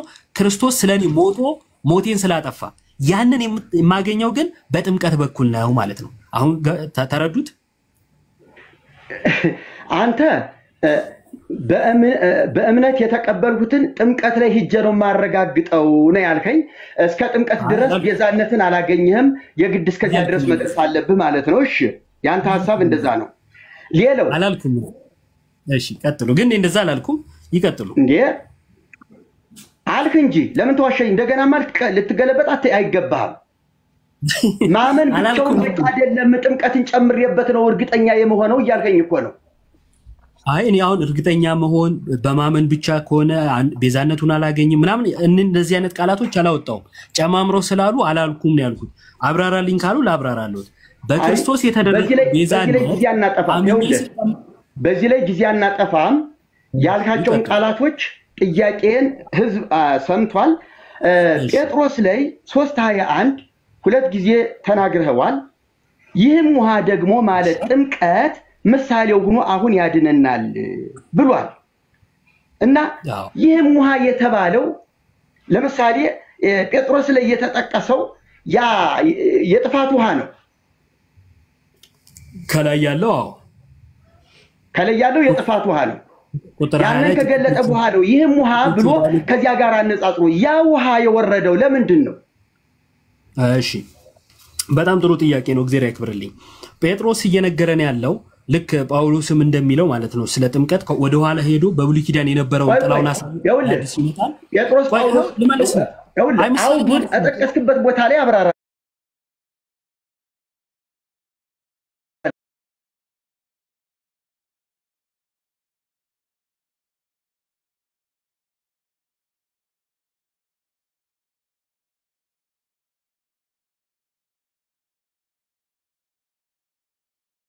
ጥምቀት ነው። ይሄ ጥምቀት የቱ ጥምቀት? አሁን የሐዲስ ኪዳኑ ጴጥሮስ ያድነናል ያለው መቼም የኖ ዘመን የነበረው የጥፋት ውሃ አይደለም አይደል? ኖ በጥፋት ውሃ ዳነ ብሎ እንደማያምኑ ተስፋ አደርጋለሁ። የጥፋቱ ውሃ ምሳሌ ነበር። አሁን ግን ይህም ውሃ ማለት ጥምቀት አለው። በብሉይ ኪዳን የጥፋት ውሃ ጥምቀት ተብሏል አልተባለም። አሁን ጥምቀት የተባለው አካል የሆነው ነው፣ ጥላው አይደለም። ጥላውን ምሳሌ ያለው አካሉን ግን ይህም አለና ጥምቀት ምሳሌ ሆኖ አሁን ያድነናል አለ። እኔ እንደ ጴጥሮስ ያድነናል አልኩ። ያንን ለምን ጠቀሰላሉኝ? ምሳሌ ስለነበረ። እግዚአብሔር አሁን ሙሴ የነሐስን እባብ እንደሰቀለ ተብሎ ከሙሴ የነሐስ እባብ ጋር ክርስቶስ ተነጻጽሯል። እንዲሁ ተብሏል። ክርስቶስ ሊሰቀል ይገባዋል ተብሏል። ክርስቶስ አሁን ይሄም ጥቅስ እኮ የሚያስረዳው እነዚያ 7 ነፍሳት የዳኑበት ያ ዓለም የጠፋበት ያ ውሃ ከላይ ወረደ፣ ዓለምን አጠፋ። ያ የክፋት ምሳሌ ነው። እንዴት የጥምቀት ምሳሌ አድርገህ ልትጠቅሰው ቻልህ? ይሄም ውሃ ወይም ጥምቀት ሲል ጴጥሮስ የጥፋቱን ውሃ እኮ ነው እያነጻጸረ ያለውና ይሄን ምሳሌ አድርገህ አንተ የተጠቀምክበት። እሺ እኔ አይደለሁም ምሳሌ ያልኩት ጴጥሮስ ነው። እንግዲህ ካላነበቡት ልድገመው አንዴ ከቁጥር 20 አንብበው። እሺ ጥቂቶች ማለት 8 ነፍስ በውሃ የዳኑበት መርከብ ሲዘጋጅ የእግዚአብሔር ትዕግስት በኖህ ዘመን በቆየ ጊዜ ቀድሞ አልታዘዙም። ቶሎ ቶሎ መላው ሰዓቶት እንዳልቦት ነው። እሺ ይህም ውሃ ደግሞ ማለት ጥምቀት ምሳሌ ሆኖ ኢዮብ አይደለም ምሳሌ ያለው ጴጥሮስ ነው ማለት ነው። ምሳሌ ሆኖ አሁን ያድነናል። ምሳሌ ብሎ ለምን ገለጸ ላሉኝ እኮ ቅድም አብራራው። ያ ጥላ ነበረ። አካል የሆነው የሐዲስ ኪዳኑ ጥምቀት ነው። ጌታ ከትንሣኤ በኋላ ሐዋርያትን አጥምቁ ብሎ ያዘዘው። ይሄ ጥምቀት ግን የሚያድን ነው። ያኛውስ ምሳሌ ነበረ። ለዛ ነው ለየና ያኛውን የጥፋቱ ውሃ ጥቂቶች ማለት 8 ነፍስ የዳኑበት አለ። 8ቱ ድነውበታል፣ ሌላው ጠፍቶበታል። እሱ ምሳሌ የዳኑት እኮ ሰዎቹ እኮ የዳኑት በመርከብ ነው እንጂ በውሃ አይደለም። አይ በመርከብ ነው ቢሉም ችግር የለብኝም። ጴጥሮስ ግን እዚህ ጋር ያለው ግን ጥቂቶች ማለት ያንብቡት እስቲ እጆት ላይ መጽሐፍ ቅዱስ ይዩት ይከተሉ። ጥቂቶች ማለት 8 ነፍስ በውሃ ይሄው በውሃ የዳኑበት ልድገሙ አንዴ ከፍቼ ላሳየሁት። በውሃ የዳኑበት ይላል። በውሃ የዳኑበት ይሄው አንዴ ኢዮባ አንዴ ቆይ ሰዓቱን ይዤዋለሁ። ሊቀ ጉባኤ አሉ ሊዘረግፍ ነው። አንዴ ድምጽ ያሰሙ እያሉ ነው አሉ ሊቀ ጉባኤ እንዳይቆም አሎ እሺ አንዴ እስቲ ሰላም ይበሉን። እንግዲህ አሁን ለመጡት የሆነ ነገር ይበሉን። ምን እናርግ? ቆንጆ ነው። እንዴት አገኙት? አው ጥሩ ነው። ቀጥሉ። ደስ ይላል። የተረጋጋ ውይይት ነው። ደስ ይላል። በሁለቱ በኩል ያለው ደስ ይላል። ስለዚህ ቀጥሉ። እያዳመጥኩ ነው አለሁ። እሺ አባታችን ማይኳን እንዳታስተጋባይ እንኳንና በቃ እንትን እንላለን። እየጨረስን ነው። በጣም ቆንጆ ውይይት ያደረጋችሁ ነው። ቀጥሉ። ይቅርታሽ እንዳይዘረግፍ ብዬ ነው የጠራኋቸው። አሁን ይቀጥሉ። የደቂቃውን አስጀምሯለሁ። ይኸውልህ ኢዮብ አሁን ሐሳብህን ግልጽ እንድታደርግልኝ አሁን የጠቀሰው ይሄ የጴጥሮስ መልእክት ላይ ሰዎች የዳኑት ጥፋቱ የመጣው የጥፋት ውሃ ነው። ሰዎችን ሊያጠፋ ነው የመጣው። የዳኑት ግን በመርከብ ነው። ጥቂቶቹ ነፍሳት በመርከብ ነው የዳኑት። ይሄም መርከብ ምሳሌ ሆኖ ጥምቀት ብሎ ቢል ጥምቀትና መርከብ ቢመሳሰል የመዳን ነገር ስለሆነሽ የጥፋት ውሃና የመዳን ውሃ እንዴት ነው የሚመሳሰለው? ጴጥሮስ ነው ያለ ብለህ ለመደበቅ አትሞክር። ከጠቀስከውና ከተረዳው በደንብ አድርገህ ለዚህ ጉባኤ አብራራልን። እሺ ጥሩ ጥያቄ ነው የጠየቁት። ላብራራሉት። አስቀድሞ በውሃ የዳኑበት የሚለውን እኔ ከራሴ ሳይሆን ይሄው እሱ ነው የሚለው። በውሃ የዳኑበት አለስ የዳኑት የሚለው ይወሉት ስለ 8ቱ ነፍሳት ነው። የጠፉበት ከ8ቱ ውጭ ያሉት ናቸው። ሌሎቹ የጠፉበት ነው ወይም የጥፋት ውሃ ነው ለሌሎቹ። 8ቱን ግን ከጠፊዎቹ ለይቶ በመርከብ አንሳፎ ያዳናቸው ነውና ምን አለ? የዳኑበት አለ። ታዲያ ግን ለምንድን ነው በመርከቡ ያልመሰለው? ለምን በውሃ መሰለ የሚል ጥያቄ ጠይቀዋል። ጥሩ ነው። የውሎት ጥምቀት ከአሮጌው ማንነት የሚለይ ነው። ክርስቶሳዊ የሚያደርግ ነው። ያኛውም ውሃ የብሉይ ኪዳን የነበረው የጥፋቱ ውሃ ጠፊዎቹንና የሚድኑትን ለይቷል። አዩ የሚድኑ 8ቱ ነፍሳትን አንሳፎ ከፍ አረገና የሚጠፉትን ወሰዳቸው። ስለዚህ የሚኖረውና የሚጠፋው ለየ ማለት አይደለ? ልክ እንዲሁ የአዲስ ኪዳኑ ጥምቀት ክርስቶሳዊውንና ክርስቶሳዊ ያልሆነውን የሚለይ ነው። በክርስቲያንና ክርስቲያን ባልሆነ መካከል ልዩነት ይፈጥራል። እንዴት? ክርስቶስን በመልበስና ባለመልበስ። ክርስቶስን የምንለብሰው በጥምቀት ነው። ክርስቶስን በጥምቀት ያለበሰስ ክርስቶሳዊ ስላልሆነ ይለያልና በውሃ መስሎ ተናገረ ማለት ነው። እኔ ሳሉን ይሄው አሁን እኔ ይኸውልህ እዚህ ላይ ጊዜ የወሰድኩት ሌሎች ጥያቄዎችን እንግዲህ ቸል ብዬ አይደለም። ጊዜ ካለኝ በኋላ ላይ ግድር ከተሰጠኝ እመጣበታለሁኝ። ነገር ግን እዚህ ላይ ይህ መርከብ ሲዘጋ የዳኑበት መርከብ ነው የሚለው ሲጀመር የዳኑበት መርከብ እንደገና ደግሞ አይልም። እዚህ ጋር የዳኑበት መርከብ ሳይሆን በውሃ የዳኑበት ነው የሚለው እኮ መርከብ እኮ ነው። በውሃ የዳኑበት መርከብ ይጋጫል እኮ አላልኩትም። የዚህን ሐሳብ ነገርኩት እንጂ ከቅድሙ ከሰሙኝ ችግር የለብኝም መርከብም ቢሉ እዚህ ጋር ግን በውሃ ነው የሚለው ብዬ ሁለቱን ችግር የለብኝም መርከብም ቢልማ ካልህ ይኸውልህ ጥቅሱ አይ መጽሐፍ እዚህ ጋር መርከብ አይልም። ይኸውልህ እዚህ ጋር መርከብ አይልም። እዚህ ጋር ውሃ ነው የዳኑበት የሚለው። መርከብ ሲሉን ግን ከምን አንፃር እንዳሉኝ ስለምረዳ ችግር የለብኝም ብዬ ጀምሬ ነበረ።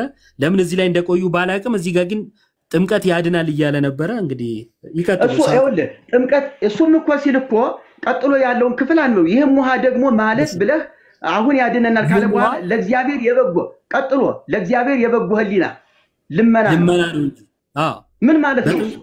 በጥምቀት በኩል በጎ ህሊና እናገኛለን። አሮጌውን ኃጢአታዊ የሆነውን ማንነት እንጥላለን ማለት ነው። ስለዚህ ይህንን የምናገኘው ደግሞ በጌታ ትንሣኤ ነው ይላል። ስለዚህ ትንሣኤ ያገኘው አሁን እችን 10 ሴኮንድ ልጠቀምባት ይቅርታ። እዚህ ይህም ውሃ አሁን የበጎ ስራ ልመና ነው ሲል በጌታችን ሰዓቷ ስላለቀች ችግር የለውም። በኋላ ላይ ማጠቃላይ ይሰጡበታል። ፌር እንዲሆን ወይ ጨርሱት። ይቀጥሉ። ስለፈቀደ ችግር የለውም። ይቀጥሉ። እጥራ አድርገው። ይህ ምንድነው የሚለው ቁጥር እዚህ ላይ ምንድነው የሚለው? የሰውነትን ይህም ሆኖም አሁን ያድናል የሰውነትን እድፍ ይቅርታ ለእግዚአብሔር ጥቂቶች ማለት 8 ነፍስ በውሃ የዳኑበት መርከብ ሲዘጋጅ የእግዚአብሔር ትዕግስት በኖህ ዘመን በቆየ ጊዜ ደግሞ አልታዘዙም። ይህም ውሃ ደግሞ ማለት ጥምቀት ምሳሌ ሆኖ አሁን ያድነናል የሰውነትን እድፍ ማስወገድ አይደለም ማለት አሁን የሰውነትን ንድፍ ማስወገድ አይደለም ማለት ለኃጢአት ስርየት አይደለም ማለት ነው። የኃጢአት ስርየት የሚወገደው በእምነት ነው ማለት ነው። ይሄ ከክርስቶስ ጋር ለመተባበር ሞቱንና ትንሣኤውን ለመመስከር ማለት ነው።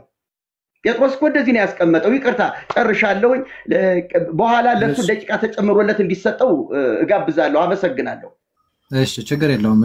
እሺ ቃና እናመሰግናለን። ኢዮባም እንደዛው አሁን የማጠቃለያ ማስረጃ ሊያመጡ አይችልም።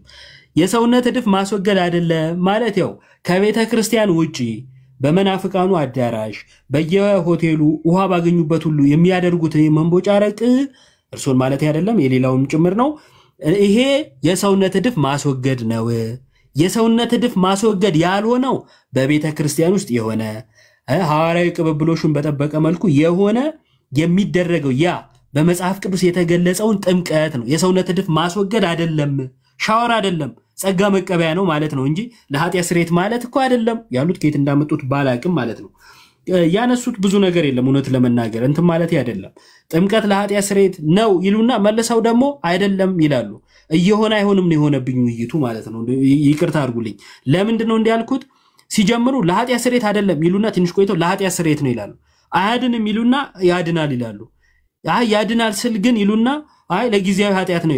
እሺ ማስረጃ የለም። እንደዚህ ነው የሆነብና ተሐድሶ ማለት ቤተክርስቲያን ወደ ቀደመ ትምህርቷ ትመለስ ከሆነ የቀደመ ትምህርት ሲጠየቁ ማመን ነበረበት። አንድም የቤተክርስቲያን አባት ስለ ጥምቀት ያስተማረውን አይቀበሉ። የሚቀበሉት ካለ እከሌ የሚባል የቤተክርስቲያን አባት ስለ ጥምቀት ያስተማረውን እቀበላለሁ ብለው ይጥቀሱ። እኔ ጊዜ እሰጣለሁ በኋላ ማለት ነው። ምንም ችግር የለም። ደቂቃ ቢያንሶትም ቀድም የጠቀስኳቸው አባቶች ነበሩ። ቅዱስ ጎርጎርዮስ ዘኑሲስ ስለ ጥምቀት ያስተማረውን ጥምቀት ከኃጢአት ያነጻል ይቀበላሉ ስላቸው አይቀበሉም። ቅዱስ ቄርሎስ ዘኢየሩሳሌም ደግሞ ማንም ሰው ካልተጠመቀ በቀር መዳንን አያገኝም ይላል። ይቀበላሉ? አይ አልቀበልም ይላሉ። ታዲያ ወደ የትኛው አባት ወደ የትኛው ቤተክርስቲያን ታሪክ ነው የሚመልሱን? ቤተክርስቲያን በታሪኳ ጥምቀትን ከድህነት ለይታ አያድንም ብላ አታቅም።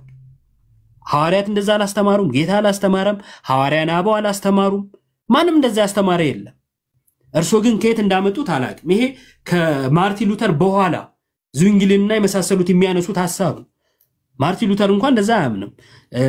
ብዙ ጊዜ ፕሮቴስታንቱ አዳራሽም ችግር የለውም ሄደን እናስተምራለን ስላሉ እነሱን ያነሳውት ከርሱ ውጭም ከመሰሉት ይቀራል። ወደ ቤዛነት ልምጣ። ቅድም ስላነሱት ጥምቀት ቤዛነት አይደለም እያሉ ደጋግመው ይናገራሉ። ጥምቀት ቤዛነት ነው አላልንም። ያልነው ምንድነው? በክርስቶስ የተደረገውን ቤዛነት መቀበያ ነው። ይህ ምስጢር ጸጋ መቀበያ ነው ነበር ያልነው። እንግዲህ ሳይረዱት መሰለኝ የጴጥሮስ ላይ ያድናል ብለዋል። እንደ ጴጥሮስ እንደማያምኑ ነግረውናል። የዮሐንስ 3 ላይ ደግሞ ምን አይነት ነገር ተናገሩ? ዮሐንስ 3:5 ላይ ከመንፈስ መወለድ ማለት ማመን ነው አሉ። ከመንፈስ መወለድ ማመን የሚል ማስረጃ አሉት? የለም። ከራሶት ነው። ስለዚህ ልቀበል አልችልም ማለት ነው። እኔ አባቶች ያስተማሩትን ነው የምቀበለው። አንድም የቤተክርስቲያን አባት ይህንን ክፍል ዮሐንስ 3:5ን ከጥምቀት ለይቶ አላስተማረም። ከድነት ውጭም አድርጎ አላስተማረም ማለት ነው። ቤዛነቱ ስቅላቱ ላይ ብቻ ነው፣ መስቀል ላይ ብቻ ነው የሚል ነገር ተናገሩ። ስለዚህ ክርስቶስ የተቀበለው መከራ እስከ መስቀል እስኪደርስ ድረስ ያለው መከራ ከቤዛነቱ ነጠሉት ማለት ነው። እንዲህ አይነት ነገር የለም። ድንግል ማርያም የወለደችው የዓለምን መድኃኒት ነው። ዮሐንስ መጥምቀ መለኮት ቅዱስ ዮሐንስ ኢየሱስ ወደ እርሱ ሲመጣ አይቶ የዓለምን ኃጢአት የሚያስወግድ የእግዚአብሔር በግ አለ። ገና ሲመጣ ነው ያየው፣ መስቀል ላይ አይደለም ያየው ዮሐንስ። አዩ ማርያም ስትወልደው የዓለምን ኃጢአት የሚያስወግደውን በግ ነው የወለደችው። ጌታ ኢየሱስን ነው የወለደችው። የተወለደው እርሱ ቤዛ ነው። የተወለደው እርሱ አዳኝ ነው። አዳኙን ወልደዋለች። መስቀል ላይ ብቻ ከሆነ 33 ዓመት ለምን ተመላለሰ? ለምን ወንጌልን ለሐዋርያቱ አስተማራቸው? ለምን ሐዋርያትን መርጦ ላካቸው? ዝም ብሎ ዕለተ ዓርብ ተገኝቶ ተሰቅሎ ለምን አላበቃም ጉዳዩ? ይሄ ከቤተ ክርስቲያን ታሪክ እንደው መጽሐፍ ቅዱስንም ያነበበ የማያነሳው እኔ በጣም የተሳሳተ አመለካከት ነው። ለጌታ ለኢየሱስ ክርስቶስ ያላችሁንም አመለካከት እንደው ሰብሰብ ብላችሁ ምንድነው እንደ ተሐድሶ ብትመለከቱ ጥሩ ነው ብዬ አስባለሁ። ይህን ለምን አነሳው?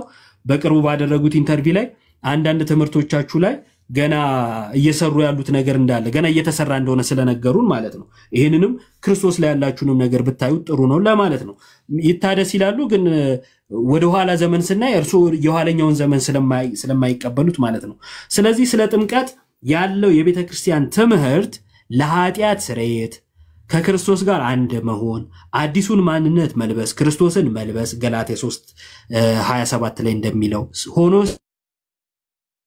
ሲያበቃ እርሶና ታድሶ የሚለው ምንድነው እንቅስቃሴ እንዳጠቃላይ ይህንን ሁሉ የቤተክርስቲያን ትምህርት የቤተክርስቲያን አባቶችንም ትምህርት ተቃውሞ ጥምቀት ለኃጢአት ስርየት አይደለም የሚል ትምህርት ይዘዋል። ይህ ትልቅ ስህተት ነው። እግዚአብሔር ያክብርልኝ።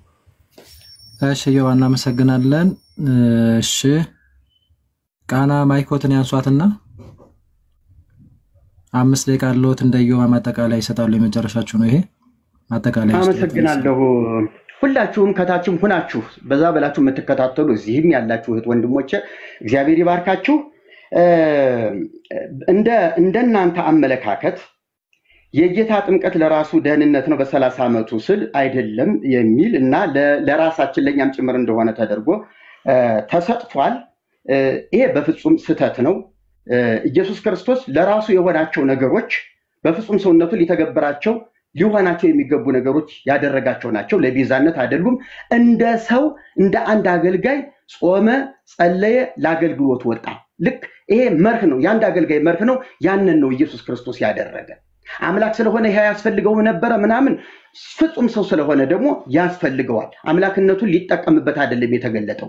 በፍጹም ሰውነት በጸጋ ነው እንደውም ኢየሱስ የተገለጠው።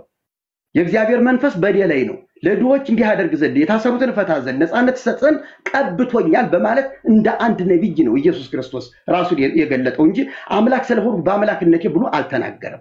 ስለዚህ በፍጹም ሰውነት መጾም ከሆነ መጸለይ ከሆነ መፍራት መቃተት ከሆነ አድርጎታል። እንደ አንድ አገልጋይ እንደ አንድ ፍጹም ሰው መገለጫዎቹ ሆነዋል። ሁለተኛ ኢየሱስ ክርስቶስ ከጲላጦስ አደባባይ እስከ ቀራንዮ ድረስ የሄደበትን ከንቱ አድርጎታል።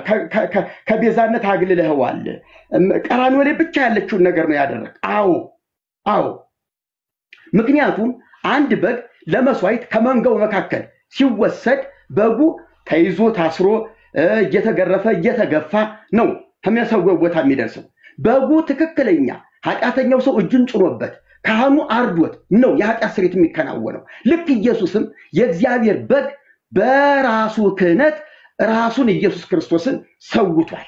እዚያ ላይ ነው መስዋዕትና ክህነት የተጠናቀቀው እንጂ ካህን በሌለበት ኢየሱስ ክርስቶስ ከወዲሁ ገና ከዚህ ከታች ጀምሮ መስዋዕት ሆኖ ነበር የሚል ትምህርት የለም። መስዋዕቱም ክህነቱም እነ ጳውሎስም የገለጹት በዕብራውያን መልእክት ደጋግመው እዚያ ላይ ነው የተከናወነው። ስለዚህ ይሄንንም ቤተክርስቲያኒቱም አልተገነዘበችውም። እዚህ ውስጥ እየተከራከርከኝ ያለው ወንድሜም አላየው። ሌላው ጥምቀት ቤዛ አይደለም ግን ያድናል ያልክ ነበር ስትሟገተኛ ነበረው። ጥምቀት ያድናል የሚሉ ጥቅሶችን አሳይተኛል። ቤዛ ነው ወይ ስልህ አይ ቤዛማ ብለ ደግሞ ቤዛነትን ለክርስቶስ ብቻ። ስለዚህ ማዳንና ቤዛነት ምን ማለት ነው የሚለውን ለማብራራት ጊዜ ጥረት ይሁን ወይም ደግሞ ነገሩ ከብዶህ አልታወቀም ታልፏል። ጸጋ መቀበያ ነው ብለሃል። ጥምቀት የጸጋ መቀበያ አይደለም። እምነት ነው የጸጋ መቀበያ። ላመኑት እነዚህ ምልክቶች ይከተሏቸዋል ነው እንጂ ለተጠመቁት የሚል ቃል የለም። ላመኑት እነዚህ ምልክቶች ይከተሏቸዋል። ጴጥሮስ ገና አፉን ከፍቶ እየተናገረ ያለ መንፈስ ቅዱስ ወረደባቸው ነው የሚለው። ከዚያ በኋላ ነው ጥምቀት የመጣው። ሐዋርያው ቅዱስ ጴጥሮስ በሰበከባቸው ቦታዎች፣ ጳውሎስ በሰበከባቸው ቦታዎች የጸጋ ስጦታዎች ከጥምቀት በፊት ሲገለጡ ይታያሉ። ስለዚህ ጥምቀት የጸጋ መቀበያ ነው ያልከው የትኛው ጸጋ? ጌታችን በጳውሎስ መልእክታትም ይሁን በሐዋርያት ሥራ የተገለጡት የጸጋ ስጦታዎች የት ላይ ነው ጥምቀትን ተከትለው የተገለጡት? ስለዚህ ለዚህ እንደው ምንም ማስረጃም የለህም፣ የሌለ ነገር ነው ያመጣው። ይሄ ትክክል አይደለም። ምናልባት ካለ እንግዲህ እንጃኔ ሌላው እንግዲህ እኔ አሁን ወንድሜ እዮባ እና ሌሎቻችሁ ትኩረት እንድትሰጡልኝ የምፈልገው ኢየሱስ ክርስቶስ መድኃኒታችን እግዚአብሔር ውረድ ተወለድ ብሎ ሲልከው በመስቀል ላይ እንዲውል ሲልከው መምጫ መንገዶች አሉት። ሁሉ ነገሩ በፕሮግራም የታጨቀ ነው። ነብዩ ኢሳይያስ እንኳን አስቀድሞ እንደ አንድ ወንጌላዊ ልክ መከራ ሲቀበል ካጠገብ እንዳለው ሆኖ እንደ ዮሐንስ ወንጌላዊና እንደ መቤታችን ከግረ መስቀሉ እንደነበረ ሆኖ ደቀቀ፣ ቆሰለ፣ ተሰቃየ። የእግዚአብሔር ተግሳጽ በእርሱ ላይ ነበረ። ብዙ ነገሮችን ኢሳይያስ 53 ላይ በጣም አምስተኛ ወንጌላዊ ተብሎ እስኪጠቀስ ድረስ ነገረ መስቀሉን በሚገባ በትንቢት መልክ ሳይሆን በአወንታዊ በድርጊታዊ ገልጾታል።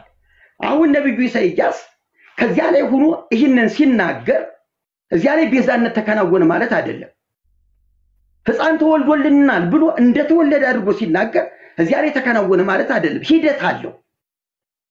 ተስፋው ገና የሴቲቱ ዘር የባቡን ራስ ይቀጠቅጣል ተብሎ ዘፍጥረት 3:15 ላይ ሲነገር ተስፋው እየተጠበቀ እየመጣ ነው። ዘመኑ ሲደርስ የዘመኑ ፍጻሜ በደረሰ ጊዜ ግን ይሄ ነገር ተከናወነ። ጨርሰዋል ቃና ጨርሰዋል። እናመሰግናለን። ምናልባት አሁን የሚቀረው ከርሶም ወገን የሚጠይቅ ሰው ገሌ ግባ ብለው ገብቶ ኢዮባን መጠየቅ ይችላል። ከኛም ወገን ደግሞ እኛ አንዳችንን ጠይቀውታለን ማለት ነውና እንደዛ አድርገን ያልቃል። ፈቃደኛ ከሆናችሁ ተስማማላችሁ? ቃና ይስማማሉ? እኔ እሱ የሚያስገባው ሰው ካለ ያስገባ። እኔ ገሌ የምለው ሰው እንግዲህ እዚህ ውስጥ እዚህ እንትኑ ኮሜንታተሩ ወይም ደግሞ ሞዴሬተሩ እኔ ስላልሆንሁኝ እዚያ ውስጥ ያለውን ሰው እመለየው የማውቀው ሰው ስለሌለኝ ችግር የለውም። እኔ ያስገባለሁት አለው። ምናልባት አይ ይኸውልህ የእንቄ ፕሮቴስታንት ከሆነ እንደ ፕሮቴስታንት አቋም ሊናገር ስለሚችል በእኔ ፋንታ ልታስገባው አትችልም። በጥምቀት ዙሪያ ላይ ችግር የለውም። በጥምቀት ዙሪያ ላይ ተመሳይ ትምህርት የላችሁም ማለት ነው ከአብዛኞቹ ፕሮቴስታንቶች ጋር? አላውቅም፣ የነሱን አላውቅም። ስለራሴ ነው እየተናገርኩ የዋልኩት፣ ስለራሴ ስለተሐድሶ ነው። ከነሱ ጋር የሚመሳሰል ቢኖር አሁን እኮ ከኦርቶዶክስ ጋር ፕሮቴስታንት የሚመሳሰልበት አለው፣ የሚለያይበትም አለ። በልዩነቱ ነው ልዩነት ያለው። ስለዚህ ወይ ካልሆነ እርስዎን መጠየቅ ይችላሉ ማለት ነው። እንደዛ ከሆነ በሐሳብ ግን የቃናን ትምህርት የምትስማሙ ካላችሁ አይ ቲንክ ከስር ተሐድሶችን እያየሁ ነበረ ቃናና እንደዛ አይነት ለምሳሌ ማን አንድ ቁጥር ሊጽፉልኝ ይችላሉ። ለምሳሌ ካሉ ወጥተው ካልሆነ ስም እንዳልሳሳት ደቂቀ እስጢፋኖስ የሚል አይቻለሁ መሰል አንድ ተሐድሶ የሚልም አይቻለሁ። አይ ካላችሁ አንድ ቁጥር ጻፉ፣ አንድ ቦታ እንልቀቅላችሁና ግቡ። አይ አሪፍ ነው እየገለጹት ያለው ጥሩ ነው እንደዚህ የሚሉ አንድ ሁለት ልጆች አይቼ ነበር፣ አንድ ሁለት ሰዎች። አይ እነሱ ምናልባት ከሌላ ቤተ እምነትም የሆኑ ነገር ግን ሐሳቡ የተመቻቸው ሊሆኑ ይችላሉ። ሜቢ የእርሶን ትምህርት አብዛኛው ሰው አይቀበልም ማለት ነው እንዴ? እንደዛ መሰለኝ አሁን ሲነግሩኝ። ስለዚህ እንደዚህ እናድርግ እንዴ አንድ ሁለት ሰው ኦርቶዶክስም እኮ ማአት የሚቀበለኝ ያለ ፈርቶ ካልሆነ በስተቀር ችግር የለም። ያው አቀጥል እስቲ ምን? እሺ በቃ እናንተ የምትጠይቁ ጠይቁና እሳቸው እኔን ይጠይቁኛ። እንግዲህ ሰው ስለሌለ በዛም ጥሩ እሺ። እውነት ለመናገር ጥያቄዎች እኔም አሉኝ አዋይሁኝ የቆየው ቢሆንም ግን ሜቢ አንድ ብዙ ጥያቄ ነው ያለኝ። 1 4 5 6 እንዴት እናርገ? ቤተ ማርያም ማይካነሱ ምናልባት ጊዜ ካለ እንጠይቃቸው ብዬ ነው። ዲያቆንም አለ ኦርስ ሜቢ ሊጠይቁ ይችላሉ። ግን ጥምቀት ላይ ባይረዝምና ያው በጣም ስለተወያዩ ማለት ነው። አሁን እንደተወያዩ በቁርባንም እንዲቀጥሉ ለምን የኛ ቁርባንን የጌታ ስጋና ደምን ስለማይቀበሉ እዛ ላይም ከኢዮባ ጋራ አሁን በቃ ጥሩ ውይይት ነው የተካሄደው። በዚህ ወይ ቢቀጥሉ መልካም ነው እና ትምህርቱ በደንብ ቢገለጥ ወደ ቁርባን እንሄዳለን ማለት ነው። አጣር ብሎ ክርስቶፎሮስ እርሶ ይጠይቁ፣ በቃ ችግር የለውም። ምናልባት ዝም ብለን አጭር ነገር ትንሽ ቅድም የተምታታ ነገር እንደው የሰማው ስለመሰለኝ እንዲያጠሩ እሳቸውም ከማለትም አንፃር ነውና 1 4 ደቂቃ የሚሆነው ስጀ ጠይቂያቸው እንደተባለው ቅዱስ ቁርባን ላይ ደግሞ ብትቀጥሉ ደስ ይለናል እኛ ፈቃደኛ ከሆናችሁ። ኢዮባ ቀጣይ መዋየት ትችላለህ። እንደ አጋጣሚ አንድ ስራ ይዤ ከዛ አቁሜ ነው የመጣሁት እውነት ለመናገር እሳቸው ሲገቡ ሳይና አይመስለኝም መቀጠል። ኦኬ ስለዚህ እና እንዴት ይሻላል? ቅዱስ ቁርባን ላይ እናንተ መቀጠል ትችላላችሁ። ጥሩ እሺ። እንደዛ ከሆነ እንግዲህ እንደው ከይቅርታ ጋር እና ቤተ ማርያምም ዝም የተወሰኑ ጥያቄዎችን ቀለል ባለ መንገድ ላቅርብላቸውና እንግዲህ ውይይቱን ወይ መለስ ብለን ደግሞ ማየት የሚጠበቅብናል ብዬ አስባለሁ። እንደዛ እናድርግ። 4 ደቂቃ ያህል ጠይቀውትና ከዛ ዮባንም መጠየቅ ይችላሉ። እርሶ ቃና እንትኖት ማይኮትን ያንሱና ሰማውታለሁ አይደል? እሺ ጥሩ። እሺ ኦኬ። ቆይ ደቂቃውን አላስጀመርኩም። ለመዳን የሚያስፈልገው ማመን ብቻ ነው ብለው ነው የሚያምኑት ወይስ ማመንና መጠመቅ? ማመን ብቻ ነው ለመዳን። ኦኬ ለመዳን ማመን ብቻ ነው። ማርቆስ 16 ላይ ታዲያ ለምን ጌታ ያመንና ይጠመቀ ይድናል አለ? መቃረን አይሆንብዎትም? አይሆንም። እንዴት ማለት? አሁን ክርስቶስ ስበኳልና ከዛ ያመንና ይጠመቀ ይድናል ነው ያለው እንጂ ያመነ ብቻ ይድናል አላለም። እርሶ ደግሞ ያመነ ብቻ ነው የሚድነው አሉ። እውነት ነው። ማርቆስ ያመነና የተጠመቀ ይድናል ሲል ያላመነ ግን ይፈረድበታል ይላል። ለምንድን ነው ለይቶ ያላመነ ያለውና ትኩረት የሰጠው ለእምነት ብቻ ፎከስ ያደረገ ለምንድን ነው? ያላመነ ስለማይጠመቅ ያላመነ ሰው እንደማይጠመቅ ስለሚታወቅ ነው እንጂ ይድናል ያለው ሰው ያመነና ይጠመቀ ነው ይላል አይደል? ስለዚህ በማርቆስ ወንጌል ገለጣ ያመነ የተጠመቀ ጥምቀት እኮ ተራ ነገር ነው እያሉ አይደለም። ጥምቀት የቤተ ክርስቲያን ወይም ደግሞ የክርስትና ዋና አስተምህሮ ነው። ጥምቀትን ተከትሎ የግድ መከናወን ያለበት ነው የምለው። ግን ነገር ግን እንትን ደቂቃውን እንድጠቀም ነው። እሺ ይቅርታ። እኔ አሁን ያላመነ ይፈረድበታል ይላል። አዎ ያላመነ ሰው ሊድን አይችልም እናምናለን። ወንጌል ሰብከ ነው አላምንም ካለ በቃ አይድንም፣ ወደ ጥምቀትም አይመጣም። ይሄንን ጨረስን። ያላመነ ይፈረድበታል የሚለውን ይድናል ያለው ሰው ግን ያመነና የተጠመቀ ነው ወይስ ያመነ ብቻ ነው የሚለው ማርቆስ ላይ? ያመነ የተጠመቀ ይድናል። መጀመሪያ አምኖ ቀጥሎ ተጠምቆ ስርዓቱን ፈጽሞ ማለት ነው። ከእምነት ወደ ስርዓት ይሄዳል። ስርዓቱን አልፈጽምም ካለ መዳኑ ውሸት ነው ማለት ነው። አዎ ይድናል የተባለው ሰው ግን ያመነና የተጠመቀ ነው ይላል አይደል? ይኸውልህ አሳቢን ተረዳ አያምኑትም። አምነዋለሁ። ስለዚህ ምንድነው ያመነ ብቻ ነው ወይስ ያመነና የተጠመቀ? ያመነ ሰው ወደ መጠመቅ መሄድ ግዴታ ስላለበት ያመነ የተጠመቀ ተብሏል። ነገር ግን ሳያምን ስለማይጠመቅ ያላመነ ደግሞ አይድንም ብሎታል። ስለዚህ ጥያቄ እንዴት መሰለዎት? አንዴ ቆይ ጥያቄ እንደው እዚህ ላይ ብቻ ልጨርስ ሆነ። ማርቆስ ላይ ያመነና የተጠመቀ ይድናል ያለው ጌታ ነው አይደለ? አዎ። እርሶ ደግሞ ያመነ ብቻ ነው የሚድነው አሉ። ሁለቱ ይጋጫላ።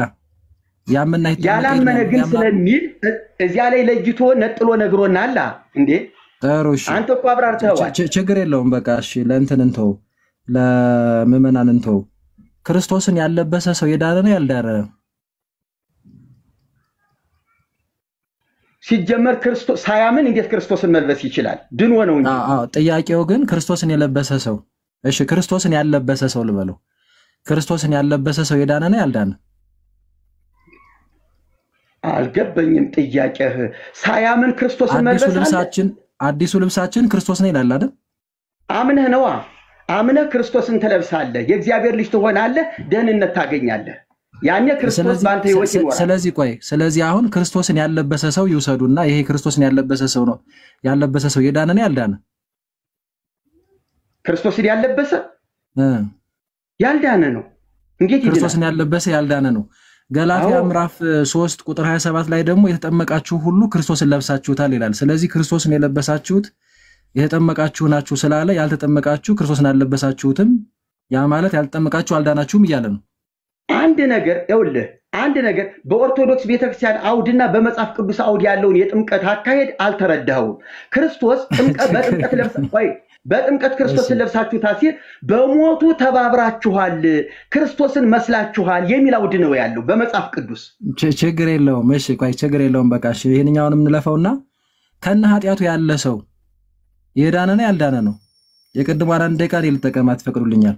ከነ ኃጢያቱ ያለ ሰው የኃጢያት ስርየት ያላገኘ ሰው የዳነ ሰው ነው ያልዳነ ሰው ነው? እንጂ ከእምነት ውጭ ስላለ ሰው ነው የምታወራኝ ወይስ በእምነት ውስጥ ያለ ሰው? ከእምነት ገና ያላመነ ሆኖ ግን ከነ ኃጢያቱ ነው ማለትም ገና ወንጌል መስበክ ያለብን ሰው ነው። ያላመነ ሰው ከነው አምኖ ሊሆን ይችላል። ያላመነ ሰው ኃጢያት ሰራም አልሰራም ምንም ማለም እሺ እንዲህ ላድርገው ጥያቄውን። ቆይ እሺ ላሻሽለው ጥያቄውን። ወንጌል ሰበክ ነው ያ ሰው አመነ። የኃጢአት ስርየት የሚያገኘው ባመነበት ቅጽበት ነው ወይስ ሲጠመቅ ነው? ባመነበት ቅጽበት። የሐዋርያት ሥራ ምዕራፍ 2 ቁጥር 38 ላይ ግን ኃጢአታችሁ ይሰረይ ዘንድ ተጠመቁ ይላቸዋል ያመኑትን ሰዎች። አይጋጭም? ቅድም በኃጢአት ስርየት ጉዳይ ላይ ብዙ ተወያይተናል። በእኔ በመጽሐፍ ቅዱስ አውዳዊ ትርጉምና በአንተ አውዳዊ ትርጉም ልዩነቶች ስላሉ አሁን ወደ ቀጥታ እኮ ነው የተጻፈው ያመኑትን ሰዎች እኮ ላመኑትና ጌታችን ደግሞ ላመኑትና ለተቀበሉት የእግዚአብሔር ልጆች ሆኑ ዘንድ ስልጣን ሰጣቸው ብሎ ጥምቀትን እዚህ ላይ ምንም አልተናገረም። እኔ እኮ ጥያቄው እንዴት መሰሎት? ያመኑትን ሰዎች ነው ኃጢአታችሁ ይሰረይ ዘንድ ተጠመቁ ያላቸው። ኃጢአታችሁ ስለተሰረየ ቢላችሁ የእርሶ ትምህርት ትክክል ይሆን ነበር። አመኑ። እነዚህ ሰዎች በጴጥሮስ ጥምቀት ስብከት አመኑ። ምን እናድርጋሉ? ተጠመቁ አላቸው። ለምን ነው ተጠመቁ ያላቸው? ኃጢአታቸው ይሰረይ ዘንድ ነው ወይስ ኃጢአታቸው ስለተሰረየ? ከእግዚአብሔር አምነው የእግዚአብሔር ልጆች ሆነው ተወልደው አሁን ግን ይሄ ከፊት የነበረ ዓለማዊ ምኞትና ሐሳብን እንዲክዱና ለዘላለም እዛ ላይ በተጻፈው እንጂ ቃና እዛ ላይ በተጻፈው እንጂ እዛ ላይ በተጻፈው ተጠመቁ ያለበት ምክንያት ኃጢአታችሁ ይሰረይ ዘንድ ነው የሚለው ቃሉ ካስታወሱት፣ ወይስ ደግሞ ኃጢአታችሁ ስለተሰረየ ነው የሚለው? የዘላለም ቤዛነትን የሚያሰጥ የኃጢአት ስርየት አይደለም። እዚህ ላይ ግን ኃጢአታችሁ ስለተጠመቁ ነው የሚለው አይደል? እንዳትሸወድ የምነግርህ ቤዛነት የሚያሰጥ ጥምቀት ነው እዚህ ላይ እያልክ ከሆነ ቤዛነቱ ቀድሞ ተቀብሏቸዋል። እንትን ለማለት እንተው ችግር የለውም። ኃጢአታችሁ ይሰረይ ዘንድ ተጠመቁ ነው የሚለው። እሱን እንግዲህ እናንተም ታዩታላችሁ። መጠየቅ ይችላሉ ዮባን ማለት ነው። አራት ደቂቃ ያዝሎት የቅድሙን የዮባን ሰዓት የቅድሙን የሰጡትን እኔ ጋር ነው የተጠቀምነው። አመሰግናለሁ ስለሰጡኝ። ይቀጥሉ። ኃጢአታችሁ ይሰረይ ዘንድ በኢየሱስ ክርስቶስም ተጠመቁ ይላል አይደለ? ጌታችን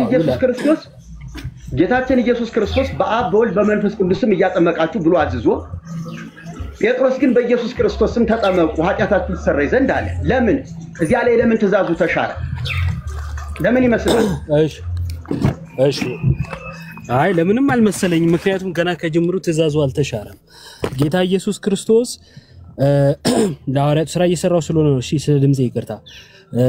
ለሐዋርያቱ አጥምቁ ነው ያላቸው። የተሰጠው ለአጥማቂያን ነው። እሱ ደግሞ ጴጥሮስ ደግሞ የነገራቸው ለተጠማቂያኑ በኢየሱስ ስም ተጠመቁ ነው ያላቸው።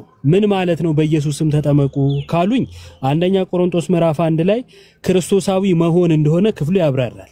በኔ ስም አልተጠመቃችሁ የሚለው ፓርት ላይ ማለት ነው። ስለዚህ ጥምቀት ክርስቶሳዊ ነው የሚያደርገውና የክርስቶስ ሁኑ ሲላቸው በኢየሱስ ስም ተጠመቁ አላቸው። ጌታ ኢየሱስ ክርስቶስ ደግሞ ለሐዋርያቱ በአብ በወልድ በመንፈስ ቅዱስ ስም አጥምቁ ሲል ልጅነትን የማንን ልጅነት እንደምናገኝ ስለሚያሳይ ክፍሉ በአንዲት ስልጣን በአብ በወልድ በመንፈስ ቅዱስ የእግዚአብሔር ልጅ መሆኛውን ነገራቸው ማለት ነው። ለአጥማቂያንና ለተጠማቂያን የተሰጠ ትእዛዝ ነው። ሁለቱ አይጋጭም። ተደበላልቆብሃል። ግን እሺ ወደ ሌላው ጥያቄ ሄዳለሁ። እዚህ ላይ ተደበላልቆብሃል። እዚያ የታዘዙትን ነው መፈጸም ስላልገባሁት ይሆናል የተደባለቀ መሰለኝ። አሁን እሺ ጴጥሮስ ኃጢአታችሁ ይሰረይ ዘንድ ብሎ በጥምቀት የኃጢአት ስርየት እንደሚገኝ ተናገረ እያልከኝ ነው። ከቤዛነት ጋር ተደምሮ ነው የሚያድነው ወይስ ጥምቀት ብቻውን በራሱ ሰዎች በመጠመቃቸው ራሳቸው አክሽን በመውሰዳቸው ቤዛነትን ያገኛሉ ማለት ነው? እሺ አሁን የጠየቁኝ ጥያቄ እርሶ ጋር የተፈጠረው ስሜት እንደሆነ ስለተረዳው ላስረዳዎት። ጥምቀት ያው ጌታ ቅድም ያብራራሁት ነው የምደግምሎት ማለት ነው። ጌታ ኢየሱስ ክርስቶስ የሰራልን የመስቀል ስራ ቤዛነት አለ። ይህ ቤዛነት የኛን በደል እርሱ ተሸክሞ ከዛን እኛን የእግዚአብሔር ልጆች የሚያደርግ ነው። ይሄንን እንዴት ነው የምናገኘው ነው? አዩ ሰው አጥቶት የነበረውን የእግዚአብሔር ልጅነት የእግዚአብሔር ልጅ አንድያ የእግዚአብሔር ልጅ ሰው ሆነና ሰዎችን የእግዚአብሔር ልጆች እንዲሆኑ አደረጋቸው። ታዲያ እንዴት ነው የእግዚአብሔር ልጅነት የሚገኘው? እንዴት ነው የኃጢአት ስርየት የሚገኘው? እንዴት ነው ክርስቶሳዊ መሆን የሚገኘው የሚለውን ደግሞ ጌታ ሲናገር በማቴዎስ ወንጌል በዮሐንስ ወንጌል ምዕራፍ 3 ላይ ሰው ዳግመኛ ከውሃና ከመንፈስ ካልተወለደ በቀር ወደ እግዚአብሔር መንግስት ሊገባ አይችልም ማለት። ስለዚህ ያ በመስቀል የተደረገውን ቤዛነት የምናገኘው በሚስጥራቱ በኩል ነው። በጥምቀት ክርስቶሳዊ እንሆናለን። ያ ቤዛነት የሚሰራው እኛ ላይ ስንጠመቅ ነው። ያንን ቤዛነት መቀበያ ነው ማለት ነው። ስለዚህ እስክንጠመቅ ቤዛነቱ አይሰራም። አዎ ሳንጠመቅ እንዴት ቤዛነት እናገኛለን? ያላመነ ያልተጠመቀ ሲጀመር እኮ አሕዛብ ከመባል ውጪ አይደለም። ኢየሱስ በመጠመቅ ቤዛነት ሰጥቶናል። እኛ በመጠመቅ ፍጹም እናደርገዋለን ማለት ኢየሱስ በመጠመቅ ማለት እኛ በመጠመቅ ኢየሱስ በቤዛነቱ አዳነን። እስከ የት ድረስ ስንት ፐርሰንት እንደሄደልን አናውቅም። እኛ ደግሞ በመጠመቅ እንፈጽመዋለን። ኖ እንደዛ አይደለም። በክርስቶስ እኔ ነኝ እኮ የምናገረው የኔንም ነው። ከባድ ነው ያውሎት። እንደዛ አይደለም። ክርስቶስ የሰራልን የማዳን ስራ ምንም እንከን የሌለው ማንም ሊጨምርበት የማይችል ፍጹም የሆነ ስራ ነው። ክርስቶስ የሰራውን ስራ መስራት የሚችልና እሱ ላይ መጨመር የሚችል ካለማ ክርስቶስ ሰው ባልሆነ ነበር፣ ስለኛ ባልሞተ ነበር፣ እዚሁ ያለ አንድ ሰው በሰራልን ነበር። አይደለም። ክርስቶስ የፈጸመውን ማንም ሊሰራው አይችልም። ክርስቶስ ፍጹም የሆነውን የማዳን ስራ ሰርቶልናል፣ ተጨማሪ አይደለም። ያ ክርስቶስ ፍጹም አድርጎ የሰራውን ስራ መቀበያ ነው። ያውሉት ለምሳሌ ቅድም ምን አሉ መሰሉት? እርሶ ባሉት እንደው ከተረዱት ማለት ነው። ጸጋው የምንቀበለው በእምነት ነው አሉ። ሲያምኑ ለክርስቶስ እየጨመሩ ነው አይደለም። መቼም እንደዛ ነው ብለው አያምኑም። እንደዛ ካላመኑ እርሶ ሲያምኑ ለክርስቶስ እየጨመሩ ካልሆነ እኔ ስጠመቅ ለምንድን ነው ለክርስቶስ የሚጨምር የመሰሉት? ስለዚህ ስህተት ነው። መቀበያ እንጂ መጨመር አይደለም። እሺ ይቀጥሉ። ጥምቀት ጸጋ መቀበያ ነው ብለሃልና እንዴት ነው ጸጋ የምንቀበልበት ማስረጃ አለህ? አዎ በሮሜ ምዕራፍ 6 ላይ ከክርስቶስ ጋር በሞቱና በትንሳኤው የምንመስልበት እንደሆነ ይናገራል። የተጠመቃችሁላችሁ ክርስቶስን ምን ብላችሁታል? ለብሳችሁታል። ገላትያ ላይ ይሄን ይናገራል። ስለዚህ ጥምቀት ክርስቶስ በመስቀል ላይ ያደረገልንን ያንን ቤዛነት መቀበያ መሆኑን የምናውቀው በሞትና በትንሳኤው የምንመስልበት ወይም አንድ የምንሆንበት እንደሆነ ስለተነገረን ነው። አልሄደም መልሶ አልተመለሰልኝም። እርሶ ውስጥ ያለውን ልመልስ አልችልም። እርሶ ውስጥ ያለውን ሳይሆን እንደ መጽሐፍ ቅዱስማ ያውሉት ለምሳሌ መጽሐፍ ቅዱስ ላይ ያለውን ሐሳብ የተረዱበት መንገድ የእርሶ መንገድ ማለት ሰዓቱትን ስለጨረሱ ምን አንዴ ላብራራለሁ። ሰዓቱትን ጨርሰዋል። የጥያቄዎትን በዚህ መቀጠል ነው። እሺ በቃ ጨረስኩሽ። እሺ ጨርሻለሁ። ሰላማዊ እንዲሆን አሪፍ ነው። ምናልባት የተጠያየቅንም መቀጠል እንችላለን። ባይዙ ቃና ጋር እነ ቤተ ማርያምም ተም የሚኖረዋል ጥያቄን የሚኖረኛል ሳሊ ዲያቆንም አለ ሊቀ ጉባኤም እሳቸውም እየጠየቁ ምናምን የመለስን ዛውረጋ ብለን እንደዛ ከሆነ እኔ አንድ ጥያቄ ይፈቀድልኛል። እኔም አንድ ጥያቄ ይፈቀድ። እንደዛም ብናደርግ አሪፍ ነው። እሱም እየጠየቁ ካለማ እሱ ጥያቄውን ለምን አይጨርስልኝም? እሱ እኮ እኔ እኮ ሰዓቱን ጨርሰው ነው። እሺ ይጠይቁ። ሰዓቱን ስለጨረሱ ነው እንጂ እሺ በኋላ በራሴ ጊዜ እንደዛ እናደርገዋለን። እንደዛ ነው እንትን ይላሉ። ቤተ ማርያም እድል እንስጣቸው መሰለኝና ስንት ጥያቄ ነው ያለሁት? ቤተ ማርያም አንድ ጥያቄ ብቻ ነው ልጠይቃቸውና እናንተ ትቀጥላላችሁ። ኦኬ እሺ። ስለዚህ 5 ደቂቃ እናርገውና ከዛ እሳቸው ጠይቀውና 5 ደቂቃ ዮባ ደግሞ ይጠይቃል። በዛ ማለት አሁን ዮባ አብረህ ትጠይቃለህ ቤተ ማርያም እንደጨረሱ ዮባ ይጨምርበታል። ዮባ ጥያቄ ላይ ነው የምቀጥለውና ለሳቸው ቀጥሉሽ። እሺ ሌላ ጥያቄ አልጠይቀውትም፣ እዚሁ ላይ ነው የምጠይቀውት። ምናልባት እንደው የጥምቀት ጥላ ትምህርት ምንድነው ለርሶ?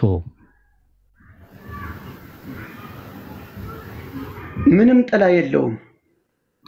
ጥምቀት ቀድሞ የተሰጠ ትምህርት ምሳሌ የለውም። ምናልባት ቀድም ለኢዮባ ሲጠይቁት ሙሴ ነሐሱን እባብ በምድረ በዳ ሰቀለ፣ ያ የነሐሱ እባብ የክርስቶስ ኢየሱስ ምሳሌ ነው ብለው ጠቅሰው ሲናገሩ ሰምተናል። ምናልባት ጥምቀትን ከቤዛነት ጋር አያይዘው ደጋግመው ሲጠይቁ ስለነበረ ጥምቀት ምሳሌ ትምህርት የለውም አልነበረውም። ጥላ ትምህርት በብሉይ ኪዳን አልተሰጠም። የተሳሳተ ጥቅስ ሊቀራረብ የማይችል ካልተጠቀሰ በስተቀር የውሃን ከውሃ ጋር ለማጋጨት የለውም። በጣም ጥሩ። ሐዋርያው ቅዱስ ጳውሎስ ግን ጥምቀት ምንድነው ግዝረት በጥምቀት እንደተተካ ይናገራልና ለአብርሃም ተሰጥቶ የነበረው ኪዳን ምንድነው ያደርግ የነበረው? ምትክ የሚል ነገር የለውም። ምትክ እስኪ የሚል ያውጡና ያሳዩኝ። አሳየውታለሁ። አይ ምናልባት ግዝረት ለምሳሌ እንደ ጥምቀቱ ነው ያገለግል አልነበረም? አያገለግልም። ራሱን የቻለ ሌላ ኪዳን ነው። ኦኬ መጽሐፍ ቅዱስ ላይ አብርሃም በሰውነቱ ግዝረትን ተሸክሟል አይደል? አዎ። የተገዘሩ ሰዎች ምንድን ነበር የሚሆኑት? የተስፋው ቃል አባል ይሆናሉ። የአብርሃም ልጆች ይባላሉ። አዎ። ስለዚህ ግዝረት በጥምቀት አልተተካም። ምትክ የሚል ቃል ያውጡልኝና ያንብቡ። እሺ ኢዮባ ታነብላችኋለህ። በጣም ሁለተኛውን ጥያቄ ልጠይቀውት ይውጣና እንየውና ወደ ሁለተኛው እንሄዳለን። እኛም አውጥቼ ሊው ቆይ ጥያቄ ሊጨርስ ይልጠይቀውትና ባይደራረብ እሱ ያብራራሉ። ግድ የለም። ለምሳሌ የጌታችን የኢየሱስ ክርስቶስ መስዋዕትነት ወይም ደግሞ መስዋዕት መሆን ጥላ ትምህርት እንዳለው ሲጠቅሱ ነበር አይደል? አዎ። እሺ የመስዋዕቱ ምትክ ምንድነው በአዲስ ኪዳን? እነዚያ የእንስሳ መስዋዕት ነበራቸው። ክርስቶስ ግን አማናዊ መስዋዕት ነው። ኦኬ ስለዚህ ያ በመቅደስ ይደረግ የነበረው መስዋዕት ጥላ ሆኖ አገልግሏል። አዎ ኦሪት ሰመርሃተነ ለኀበ ክርስቶስ ስለሚል ልክ ነው። መልካም እሺ ኢዮባ ቀጥል። ግዝረት በጥምቀት እንደተተካ ጥቀስና ሐሳብህን ቀጥል።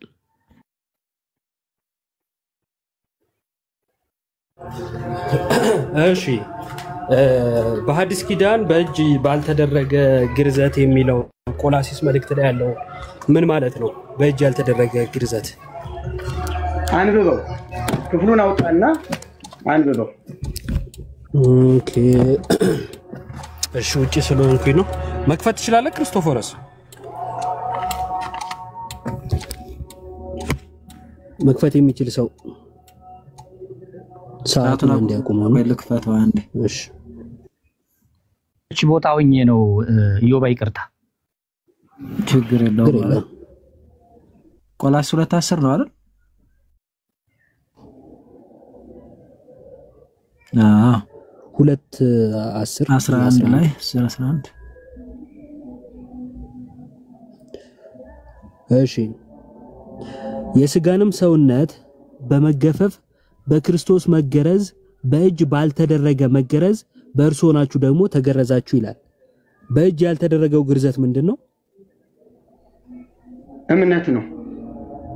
ማስረጃ እሱ ራሱ እየነገረህ በስጋ ያልተደረገ ማስረጃ እምነት ነው የሚል ማስረጃ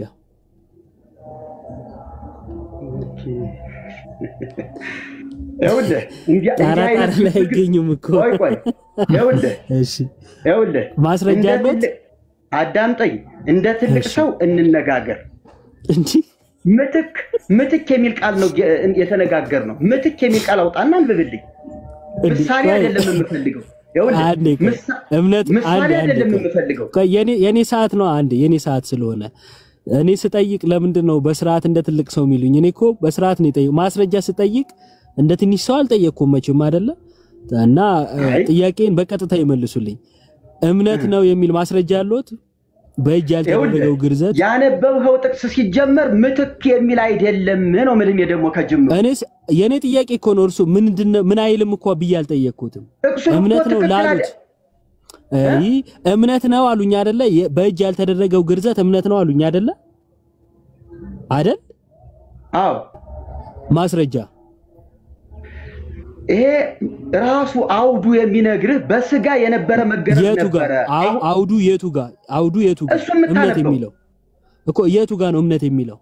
በስጋ የነበረ መገረዝ ነበር። አሁን ግን በመንፈስ ከሆነ መንፈስ የሚለው ምን ሊሆን ይመስልሃል አንተ ስትረዳው? መሰለኝ ነው። ቆይ አንዴ የኔ ጥያቄ ሰዓት ነው። መሰለኝ ከሆነ መሰለኝ ቢሉኝ ችግር የለውም። መሰላቸው ብዬ አልፍ ነበረ።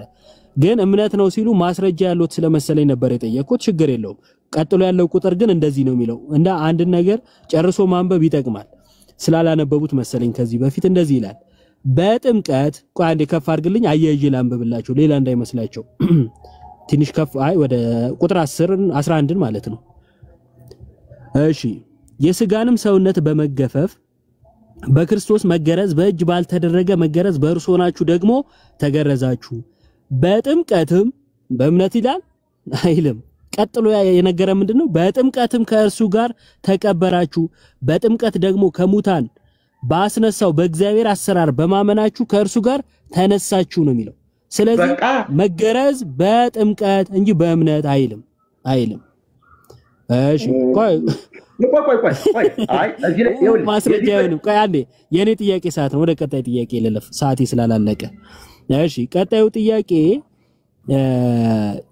ጥምቀት ለኃጢአት ስርየት አይደለም ብለው ቅድም ተናግረዋል የሐዋርያት ሥራ ምዕራፍ 22ን በዛው ወጣልኝ ክርስቶፎረስ የሐዋርያት ሥራ ምዕራፍ 22 ቁጥር 16 አንድ ያነቡልኛል እርሶ አንሙት እኔ ስራ እየሰራሁ ነው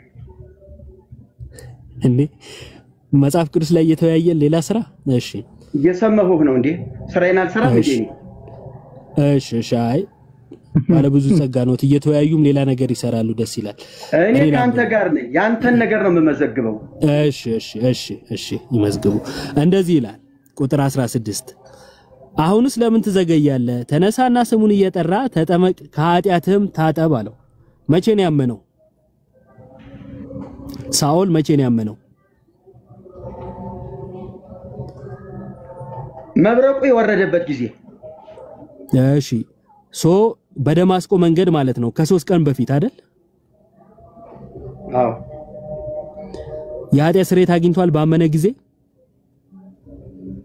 ምን ልታዘዝ ባለ ጊዜ ጌታን ተቀብሎ ልጅነትን አግኝቶ ነው ወደ ጥምቀት የሄደው ልጅነትን ያገኘው የኃጢአት ስርየት አግኝቶ ነው በእምነት ነው ያገኘው እኮ ስለዚህ በደማስቆ መንገድ ሲያምን የኃጢአት ስርየት አገኘው ወይስ አላገኘው ይኸውልህ በእምነት አመነና ዳነ በቃ ደደን የዘላለም አገኘ የኃጢአት ስርየትን ባመነ ቅጽበት አግኝቶታል ወይስ አላገኘውም የኃጢአት ስርየት እስካሁን ባደረጋቸው ጥፋቶችና ስህተቶች ይቅርታ ጠይቆ በመታጠብ የሚያገኘው የኃጢአት መንጻት ነው እሱ ደህንነት የዘላለም ቤዛነት አይደለም እኮ የኃጢአት ስርየት ያገኘው በደማስቆ መንገድ ላይ ነው ወይ ነው ምን አይደለም ይያየቁትም የሆነው ነው አዳዲስ ሰዎች እየተፈጠራችሁ ጥያቄውን እንደገና እንትን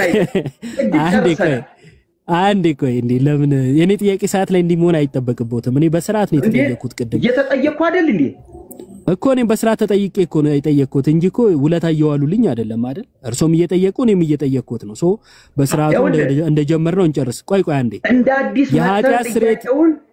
እንደ አዲስ አልመጣውም አንዴ የኃጢአት ስርየት ያገኘው በደማስቆ መንገድ ነው ወይስ አይደለም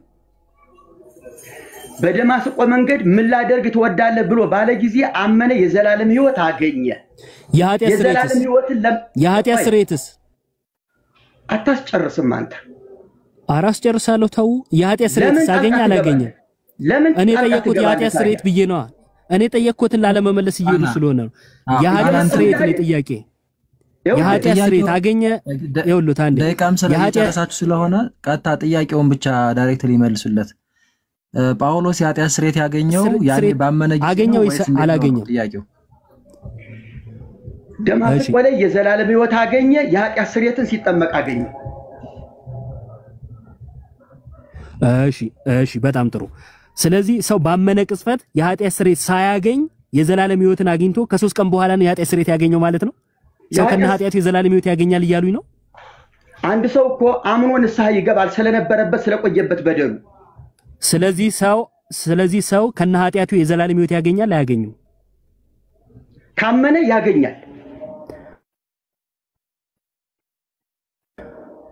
ከነ ኃጢአቱ ማለት ነው አይደል ኃጢአት ይያለበት ይኸውልህ ልጅነትን ሲቀበል እኮ ተቀብያለሁ ከነድካም ጌታ እኮ ኑ ሸክማችሁ የከበደን ያሳርፋችሁ ያለው ሲል እኮ ኃጢአት ከወዲያ ቀርቶ ንጹህ ሰው አይደለም ይሄደለት ከነ ኃጢአታችን እኮ ነው የተቀበለ ከነ ኃጢአቱ የዘላለም ሕይወት አገኘው ከነ ኃጢአቱ ማለት ነው ስለዚህ በአዲስ ትምህርት እያገኘን ነው ጋይስ ሰው ከነ ኃጢአቱ ስርየት ሳያገኝ ማለት ነው የዘላለም ሕይወት ያገኛል ስለዚህ መዳን ከኃጢአት ሳይሆን ከምንድነው ማለት ነው ከነ ኃጢአት ሆነ የዘላለም ሕይወት ከማግኘት ነው ብለዋል እሺ ማንንም የሚገራርሙ ትምህርቶች እየሰማን ነው ይበቃቸዋል ኢዮብ አሳቸው ይጠይቁ